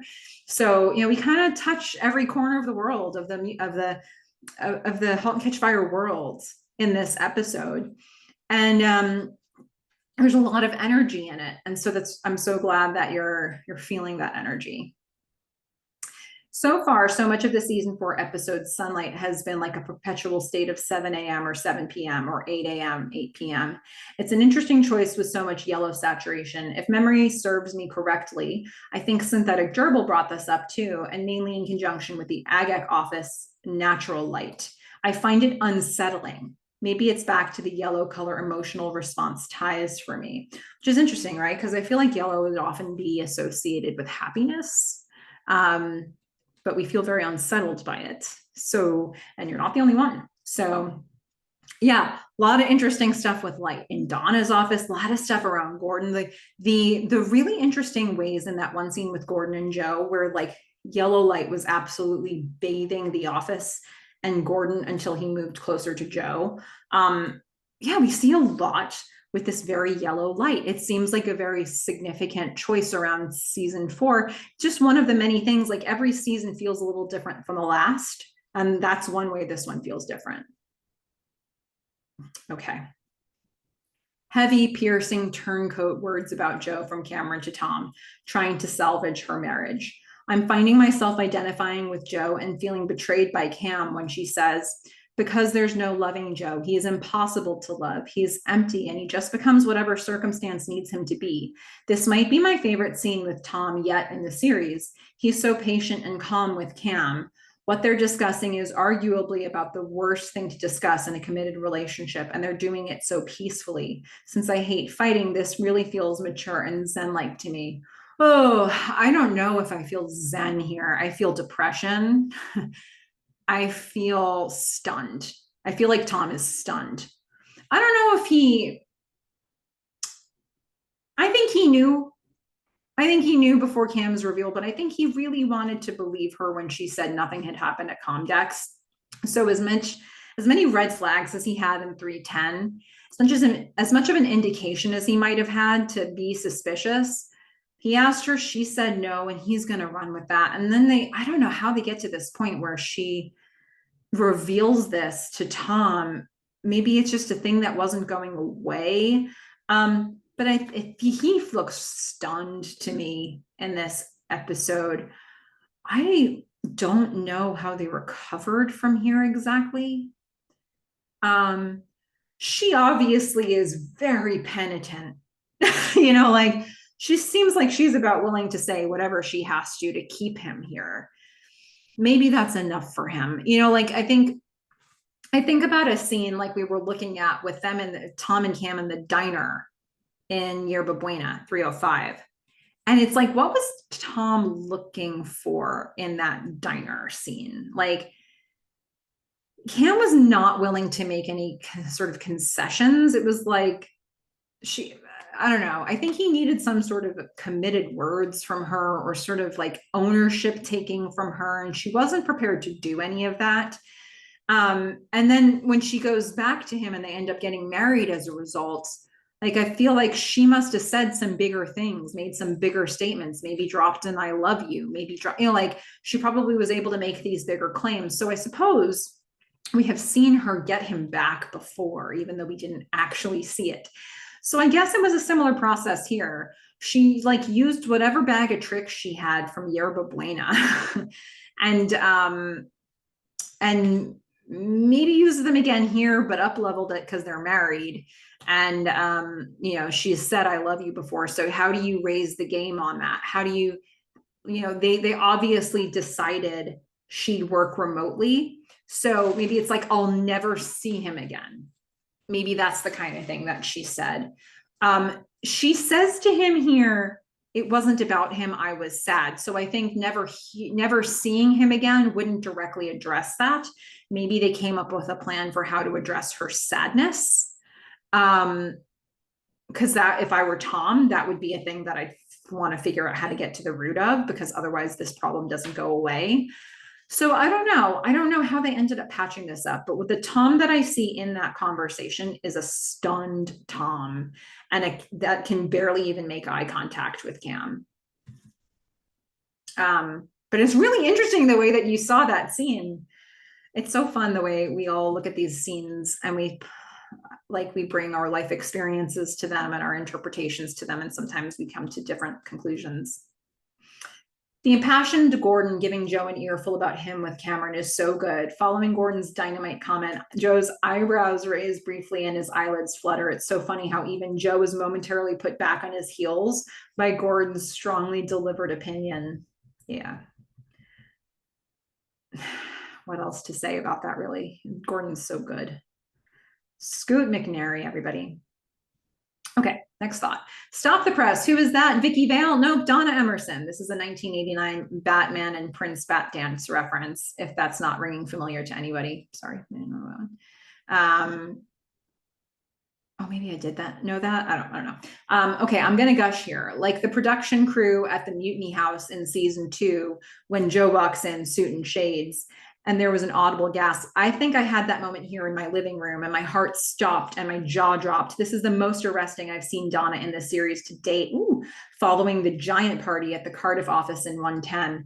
This white blouse with the integrated choker collar, that black and white lace, the black and white lattice pattern, what I'm calling it rather than plaid skirt, her hair and makeup. Oh my God. I feel like the ensemble is fully realized and hits on all cylinders when she's wearing the black lanyard around her neck at the expo later in the episode. It really brings balance and ties the top to the bottom in a surprising accessorization way. And this is the feedback about costuming that we need, that I cannot provide. I tried even in this episode to talk about this outfit, but who did it better, me or Evan? Evan is your answer. Wow. Yeah, she looks really good. Okay, fashion sidebar, thank you. Black and white used in conjunction with checkerboard, herringbone, houndstooth, plaid, polka dots, and now what I'm calling lattice. You can't go wrong. Heck, I love it so much. It makes me want to buy all these patterns, but men's fashion is so boring. Maybe I should buck the slacks and go all kilt all the time.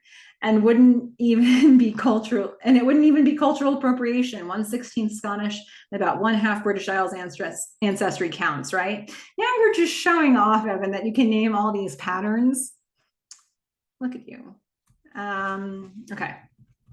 Cheese egg is so memorable to me from this series. It's one of the silly things I was asking fans about at the ATX festival who were waiting in line.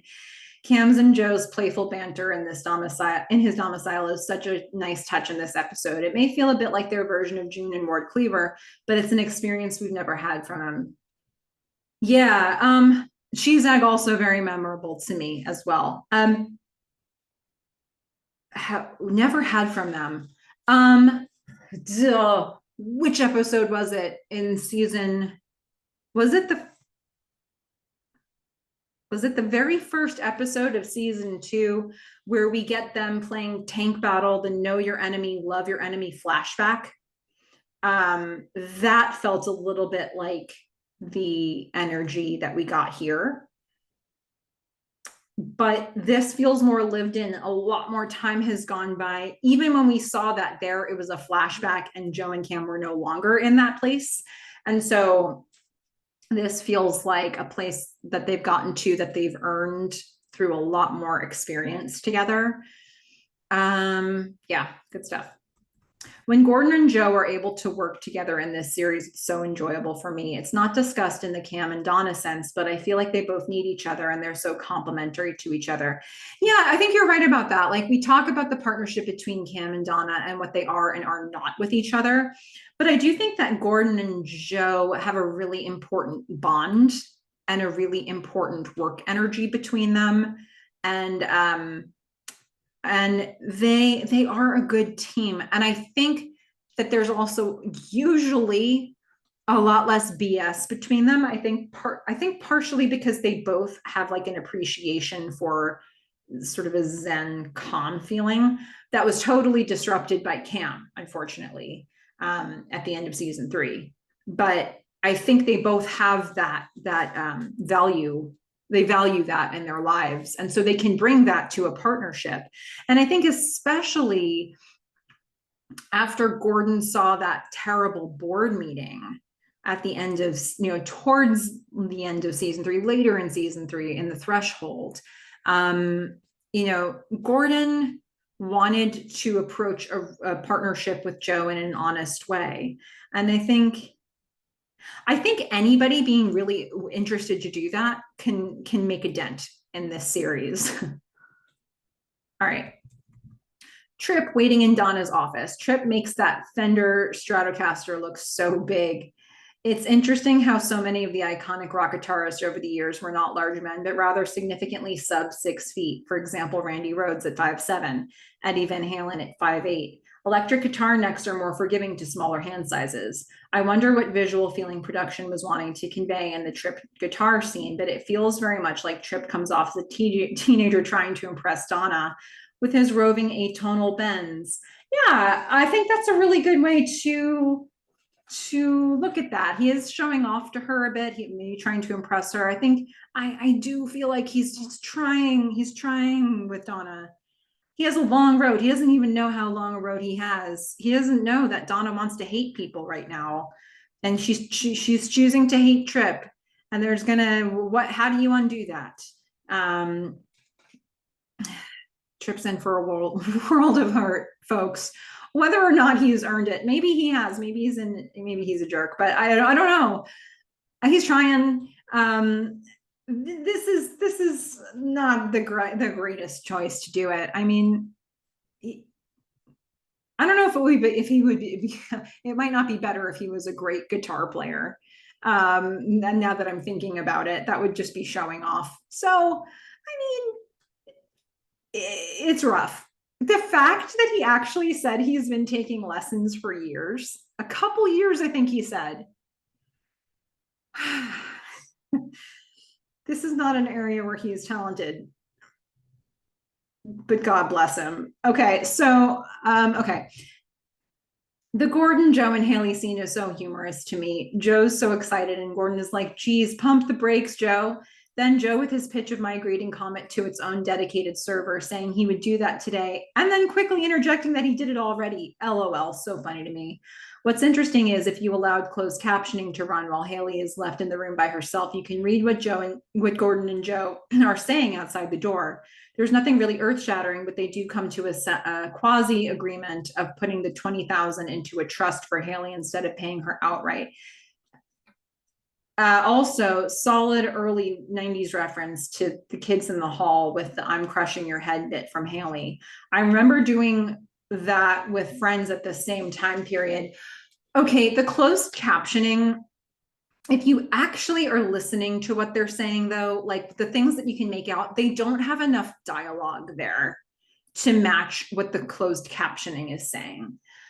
And they come back in the room and they say 5,000. And then she says, I don't want money. I want to work there. So I actually feel like this is a case where I'm going to completely ignore what the closed captioning said. They don't have enough dialogue to match all the stuff. I feel like the closed captioning might have been pulling stuff from a script that didn't end up in the show. I don't know. I caught that too, and I got confused by it. In Cameron's gaming panel, Donna appears to be thinking, surprise, surprise, as Cam is alluding to struggles with getting Pilgrim to market. It's as though Donna is inferring that it's more of the same, Cam being a difficult person with whom to work. But back to 90s nostalgia, I'm inferring a very key vocal delivery by Cam to Donna for the final question with, hello, Donna. It totally sounds like Cam's version of Jerry Seinfeld's Hello, Newman. It really rings that bell for me, and I'm guessing for many others too. Cam and Donna feels like they're having the beginning of a public rematch to the 307 boardroom scene. Cam insinuates that Donna is a parasite who scurries and she does precisely that as Cam gets the final word. What might be worse for Donna is that Trip witnesses her personal feud with Cam and Donna coming away with a slightly bloody lip. Yeah. It's true. That's not a fun room for Donna to be in, but she put herself in that room is the thing. She chose this. And so whatever she gets in that room, she had it coming to her as far as I'm concerned. Yeah, it's true. Donna takes her corrosive mood back to her office and pours it onto her rover team. If this treatment Donna models is habitual, it would definitely constitute a hostile work environment. It's appalling and uncomfortable to watch and eerily familiar when you couple that hostility with kindness of a similar magnitude. Boz is correct that they're going to have whiplash. I did 18 months hard time under a manager like this about 5 years ago. It was the worst span of time in my life, bar none. It's tricky, right? And the thing is, that sort of behavior patterning, not that I'm saying that's what's happening here, but if this were a pattern, it's a narcissistic patterning of the supply of narcissism, where you're criticizing, you're emotionally abusing somebody, and their inclination would be to back off and go away, and then you need to get them back, so you love bomb them, and you do that in all different kinds of ways, and that could be through words, that could be through gifts, that could be through whatever gestures, but you do whatever you can to bring them back into the fold so that you can then again abuse them, and that cycle continues. And once you've started that cycle, it's amazing how easy it can be to continue that cycle. And then you'll end up seeing that behavior become habitual, both for both people in the party. So if this were to continue, it would be really alarming that Donna is berating her team like this, and the supervisors of this team, all in front of each other, and then fixing it with work, like a home dinner situation, where you have personal stories discussed. If this became a pattern, those dinners would start to take on a very different hue. We've just seen this once. So I want to hope that the landing place we land at the end of this dinner is going to hold a bit, is going to stick a little bit more. And we're just going to have to see, because Donna's still really angry. Where's it going to go? You know? And Diane's really setting some limits around how she can demonstrate this in the workplace. So what is this going to look like? Okay. While Joe is working with Haley at the Clark home, Gordon is fighting for attention from Haley and then abrasive Joni. Any construction project, whether it's a high-rise or a hut, requires a hard hat. Joni isn't having any of Joe trying to relate to her about Jane's addiction, ritual de lo habitual. From 309 through 401, I felt like Joe would have likely been spinning Nin's Pretty Hate Machine. So much of the content on there fits his emotional undercurrent. Songs like Something I Can Never Have and That's What I Get are so appropriate. Lyrics like, why it's come as a surprise to think that I was so naive. Maybe I didn't mean that much, but it meant everything to me. I'm thinking a 309 post balcony application. It's a great album. Thank you for sharing that. Diane knocks Donna down a peg following Donna's hostile treatment of the Rover team. Diane states that she made partner without any hand-holding. Donna felt that one. Donna suspects Boz tipped off Diane to her behavior. Though I feel we've been given a visual cue at Donna's dinner party when Donna passively asserts that Boz can come directly to her with any troubles Rover might be having. Boz looks over at Tanya and back to Donna and says, trouble? He seems genuinely uncertain about why she asked that. Did Tanya maybe say something to Diane? It's an interesting interpretation. I hadn't even thought about the idea that she's thinking Boz said something to Diane. I don't know if she needs to think that, really, because Diane says she saw her team, like Vera, crying, and Diane knows that Donna's been trying to bash Tripp with her behind Tripp's back. So I think those are the only two things she cites, and those are directly from Diane's experience. I don't know. To me, it seems like saying that privately to Boz is undercutting Tanya in some way. Cam's bet on leaking Pilgrim to Electronic Gaming Monthly backfires. I'm guessing the highly cerebral and immersive gameplay, absent sufficient controls, instructions, or notes, made gameplay too cryptic and difficult. The reviewer says, for this game, simply isn't any fun. Cam said in 401 that this is a game you live. Is this possible commentary that her life isn't any fun right now? Maybe it's a stretch setting these two things equal, just contemplating it though. Yeah, I mean, I'm not sure her life is very fun right now. And this is what she's been working on in some of the toughest days with her and Tom's relationships. So there's that, right? At Donna's party, Donna says to kiss that baby every chance you get. This is maybe the first time Donna has felt warm and human since season 3. It also unlocks Joni's warmth and humanity, as she may also have been reflecting some of Donna's edge recently, but disguising it as teenage angst. That hasn't paid off well, at least not yet. Yeah, that's an interesting idea that Joni's reflecting some of Donna's angst. Could very well be. Because I do think that they have kind of similar qualities to them, Donna and Joni, as I think Gordon and Haley maybe do with each other. So that's an interesting parallel there. Donna's humanity, seeing that with the kiss that baby every chance you get. I do feel like I saw a little bit of humanity with Donna from towards Tanya as well. But we don't get a lot of those moments with Donna. You have to take them where you can here in season 4.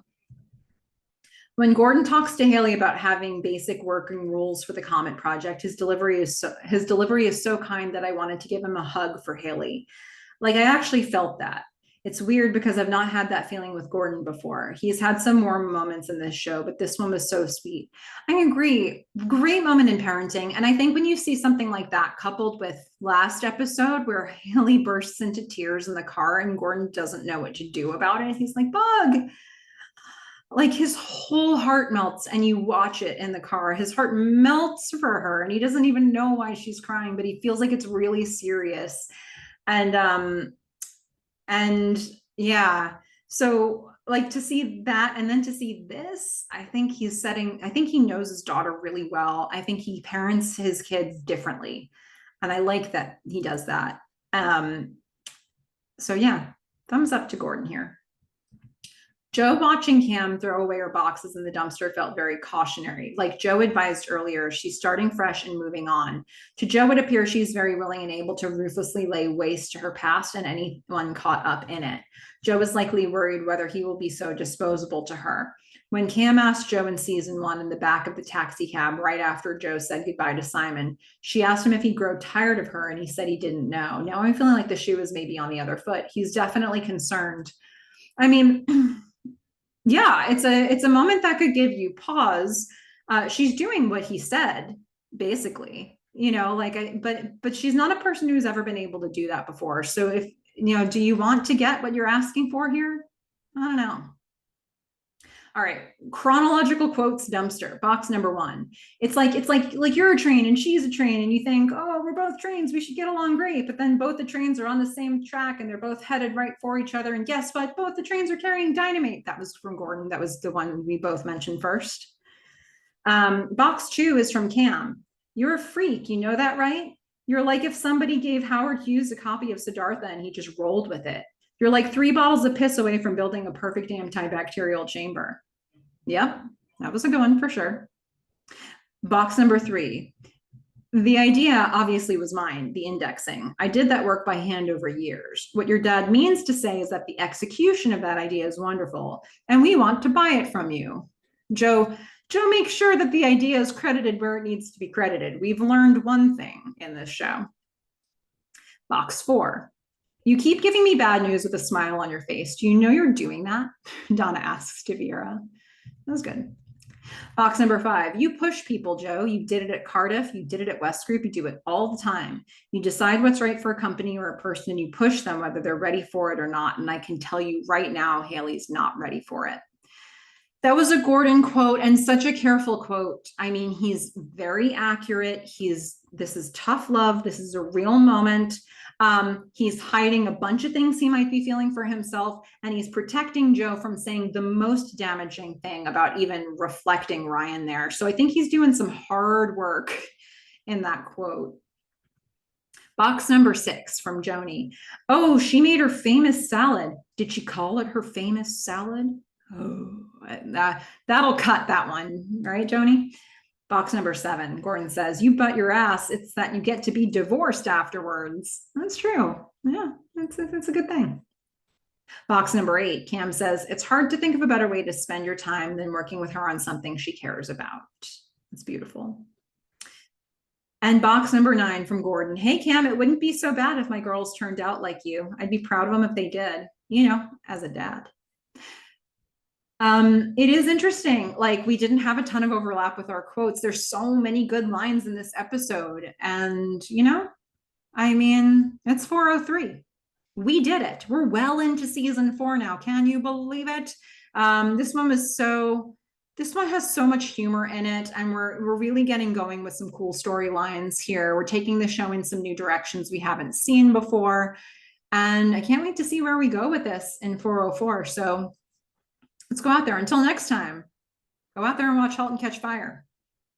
Bye, everyone.